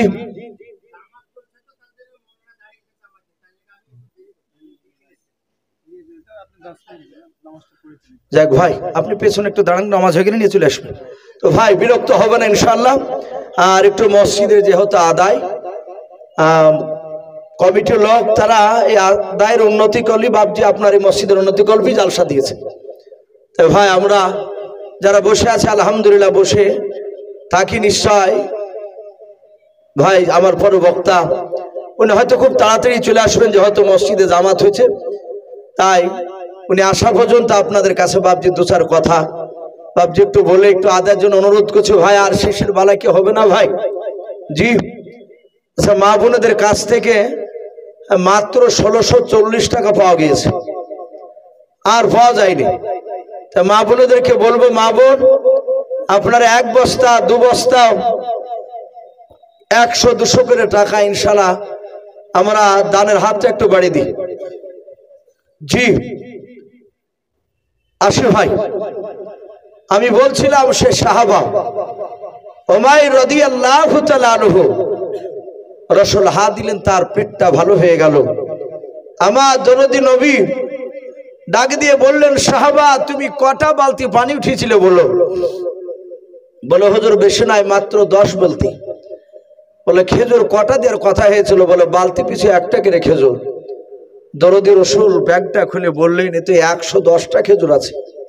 আমার মনে হয় ইহুদি হয়তো ভুল করে দিয়েছে, যাও যে ইহুদিকে ব্যাপারটা খুলে বলো আর বাকি 100টা ফেরত দিয়ে এসো। আহারে আমার বিশ্ব রাসূল সাল্লাল্লাহু তাআলা আলাইহি ওয়াসাল্লাম কি না এ বেনামিতে দেখো বান্দা কোথায় যে ছিল, আল্লাহ নাম শুনে দেখো 200 টাকা দিলাও, যার সাথে যে নিয়াতে করিয়াছে দানকে কবুল করো তুমি সুবহানাল্লাহ আমিন কি না? মুশাররফ ভাই মারা গেছে, তার ছেলে দান করেছে। ছেলের নাম কি? নিজামুল হক। এই নিজামুল হক নামে দেখো ভাই আমার এখানে যে ছিল, আল্লাহ নাম শুনে দেখো বাপের নামে 1000 টাকা দিল, যার সাথে যে নিয়াতে বাপের নামে করিয়াছে দানকে কবুল করো তুমি সুবহান। অগবাড়ি দুমা করি অগপাক বাড়ি মিজানিতে নেকির পালা করে দিও ভারী, আর দোয়া করি মোলা তাহার বাপের জন্যতে আল্লাহ কবরের আযাব তুমি মাফ করো মোলা, তুমি কবরের ভিতরে আল্লাহুম্মা আমিন। ভাই আসি কি নাম বাবু? সাইফ শেখ লাগে, সাইফ শেখ নামে দেখো ছোট্ট ছেলে এখানে আসিয়াও 200 টাকা দান দিল মসজিদ বানাবো বলিয়াও, যে আশাতে যে নিয়াতে করিয়াছে দানকে কবুল করো তুমি সুবহান। অগবাড়ি দোয়া করি অগপাক বানাও, জান্নাতে খেলায় তুমি আঙ্গুর বেদানা আল্লাহুম্মা আমিন। ও বাবজি ভাইরাও আল্লাহর নবী জনাবে মুহাম্মদ রাসূলুল্লাহ সাল্লাল্লাহু তাআলা আলাইহি ওয়াসাল্লাম নবীজির এত সুন্দর আখলাক চরিত্র ছিল। আল্লাহ কোরআন পাকে বলেছে ইন্নাকা লাআলা খুলুকিন আযীম। আল্লাহ রাব্বুল আলামিনের নবী বাপজি অতি উত্তম চরিত্রের অধিকারী ছিলেন। আল্লাহ রাসূলের কথা শুনে ওই উমাইর দুখানা হাত কাটা ইহুদির বাড়িতে গিয়ে ডাক দিলাও। ইহুদি বললেন ভাই কি ব্যাপার, তুমি আমার কেন আমার বাড়িতে এসে ডাক দিয়েছো বললো। ইহুদি যখন ওই কথা বললো আল্লাহ নবীর সাহাবা উমার বলেছিল ভাই মনে হয় তুমি ভুল করে আমার কাছে খেজুর বেশি দিয়ে দিয়েছো। এই ভাই আমার বিশ্ব রাসূল খেজুরগুলো গণনা করে আমাকে জিজ্ঞাসা করলেন, আমি বললাম 10টা খেজুরের মালিক আমি, কিন্তু তুমি ব্যাগের ভিতরে 100টা খেজুর কেন বেশি দিয়েছো ভাই? তোমার কাছে 100টা খেজুর নিব না, আমার রাসূল বারণ করেছে ওই শিক্ষা দেয় না। ইহুদি খেজুরের ব্যাগটা নিল বাবা, বেরার করলো না। আল্লাহ রাসূলের সাহাবার শুধু আখলাক চরিত্র নবীর মুখ থেকে শুনলেন, নবীর চরিত্রখানা সাহাবার মুখ থেকে শোনার পর ইহুদি বলল ভাই আর খেজুর নিব না, চলো আমাকে নিয়ে চলো। নবীর দরবারে গিয়ে ওই ইহুদি পর্যন্ত ঈমান এনেছিল, বলুন সুবহানাল্লাহ। ভাই আজকে জান নয়, আজ কিছু মাল আমাদের ধন সম্পদ থেকে বাপজি আল্লাহর ঘরকে তৈরি করার জন্য আপনাদের কাছে বাপজি 10,000, 5,000, 2,000, 1,000, 200, 500 করে চেয়েছি। 1 বস্তা 10 বস্তা সিমেন্টের দাতা বাপজি অনেকেই হয়েছে। তাই প্রতিটা বাপজি ভাইকে বলবো ভাই যদি কেউ শেষের বেলায় কেউ থাকে আপনি দেবেন, আর শয়তান বাপজি বারণ করবে দিসি না, এখানে তোর মসজিদ না, এ দিয়ে লাভ হবে না, এগুলো শয়তানের বাপজি ও সহসা। আমরা আসি শয়তানকে বাপজি ধিক্কার জানিয়ে আল্লাহর ঘরকে তৈরি করার জন্য বাপজি দিই। নবী বলেছেন কিয়ামতের ময়দানে নয়, হযরতে বাপজি ইসরাফিল আলাইহিস সালাম যেদিন বাপজি বাঁশিতে ফু মারবেন, সেদিন গোটা পৃথিবী বাপজি আপনার ধ্বংস হয়ে যাবে। আপনার পাহাড়গুলো অতাকুনুল জিবালু কাল আইহিনিল মানফুস, পাহাড়গুলো বাপজি পেঁজা তুলের মতো উড়তে থাকবে। আসমানগুলো বাপজি একদম থাক থাক করে খসে খসে বাপজি পড়ে যাবে। সমস্ত মানুষ বাপজি আপনার আওয়াজ শুনে বাপজি তারা ভয়ে আতঙ্কিত হয়ে বলা হয়েছে যে আল্লাহ রাসূল সাল্লাল্লাহু তাআলা আলাইহি ওয়াসাল্লাম বলেছেন মানুষ সেদিন ধ্বংস হয়ে যাবে। তারপরে বাপজি আপনার বলা হয়েছে সেই দিন সব ধ্বংস হবে, শুধু বাপজি এই দুটো জিনিস বাপজি ধ্বংস হবে না। একটা হচ্ছে বাপজি আপনার মসজিদ আল্লাহর ঘর, আর দ্বিতীয় আরেকটা কিতাব এসেছে বাপজি আল্লাহ রসুলের ঘর মাদ্রাসা। এই ঘর এ বাইতুল্লাহ আল্লাহর মসজিদ কিয়ামতের ময়দানে বাপজি সেদিন মানুষের মতো জবান খুলবে, বলুন আলহামদুলিল্লাহ। মানুষের মতো কথা বলবে সেদিন, মানুষের মতো কথা বলে মানুষ চলে যাবে জান্নাতের দিকে। মসজিদ বলবে আল্লাহ ওকে জান্নাতে দিও না। বলে কেন? বলে সে আমার ঘরে, আপনার যে ঘর আমাকে বানিয়েছিলেন, এ ঘরে সে নামাজ পড়েনি, সে দান ধ্যান করেনি। সেদিন বাপজি মসজিদ আমাদের বিপক্ষে সাক্ষী দেবে। মাশাআল্লাহ বলেন আরে তাকবীর। আইজুদ্দিন মন্ডল ব্লক সভাপতি, উনি মসজিদে একটা এসি দান করেছেন, বলেন মারহাবা নারে তাকবীর। আল্লাহ রাব্বুল আলামিন আইজুদ্দিন সাহেবের একটি এসি দান করেছেন। ভাই আমরা এখানে যারা আছি একটু বারবার দোয়ার আবেদন করেছে, একটু ছোট্ট করে বাপজি একটু দোয়া করে দিই। আল্লাহুম্মা আমিন। রব্বানা যালামনা আনফুসানা ওয়া ইল্লাম তাগফির লানা ওয়া তারহামনা লানাকুনান্না মিনাল খাসিরিন। আয় আল্লাহ তোমার শাহী দরবারে হাত উঠিয়েছি রে মওলা রব্বুল আলামিন, তুমি দা মেহেরবান করে আমাদের সকলের হাতগুলো তুমি কবুল করে নাও। আয় আল্লাহ তোমার ঘর বানানোর জন্য 10,000 টাকা চেয়েছিলাম।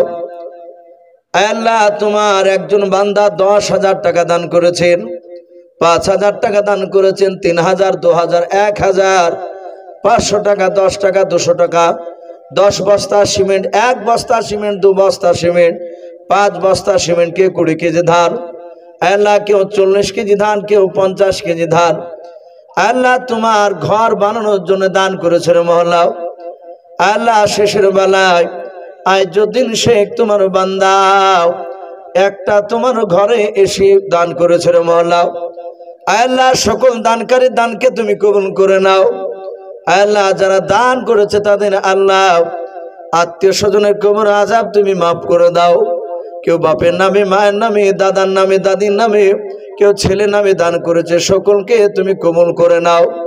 আইজুদ্দিন শেখ খাস করে মওলা আল্লাহ একটি এসি দান করেছে, সে কার নিয়াতে দান করেছে তুমি তো ভালো জানো। তার নিয়াতকে তুমি পুরা করে দাও, তার ইজ্জত সম্মান তুমি বাড়িয়ে দাও। যতদিন বাঁচিয়ে রাখবে তুমি মওলা ইমানে হালাতে তুমি বাঁচিয়ে রাখো। আল্লাহ খাস করে দোয়াটুকু নবীর ওসিলা করে বলে কবুল করে নাও। আল্লাহ খাস করে দোয়াটুকু নবীর ওসিলা করে বলে কবুল করে নাও। আলহামদুলিল্লাহি রাব্বিল আলামিন। বলেন আরে তাকবীর। ভাই আসি ইনশাআল্লাহ আমার পরের বক্তা আমার খুব কাছের বন্ধু ভাই জান উনি চলে এসেছেন। আমি আপনাদেরকে ভাই আর বিরক্ত করব না, হয়তো আরো 10 মিনিট আগে হয়তো ছেড়ে দেওয়া হতো, যেহেতু হয়তো উনি নামাজে দাঁড়িয়ে গিয়েছিলেন। মাশাআল্লাহ এই খতমে আওয়া নামে দেখো মা আমার কোথায় যে ছিল পর্দার হতে দেখো স্বামী নামে 500 টাকা দিলাও। 500 টাকা বলে মওলা খতমে আওয়া আমার দানকে তুমি কবুল করে নাও। যে আশাতে যে নিয়াতে করে আছে দান, দানকে কবুল করো তুমি সুবহান। আমি পাপী গুনাহগার দোয়া नहीं জানি, খতমে আওয়া মায়ের জন্য দোয়া করবে ফাতেমা জননী আল্লাহুম্মা আমিন। বেনামিতে দেখো বান্দা কোথায় যে ছিল শেষের বেলায় এসে দেখো 2000 টাকা দিলাও। যে আশাতে যে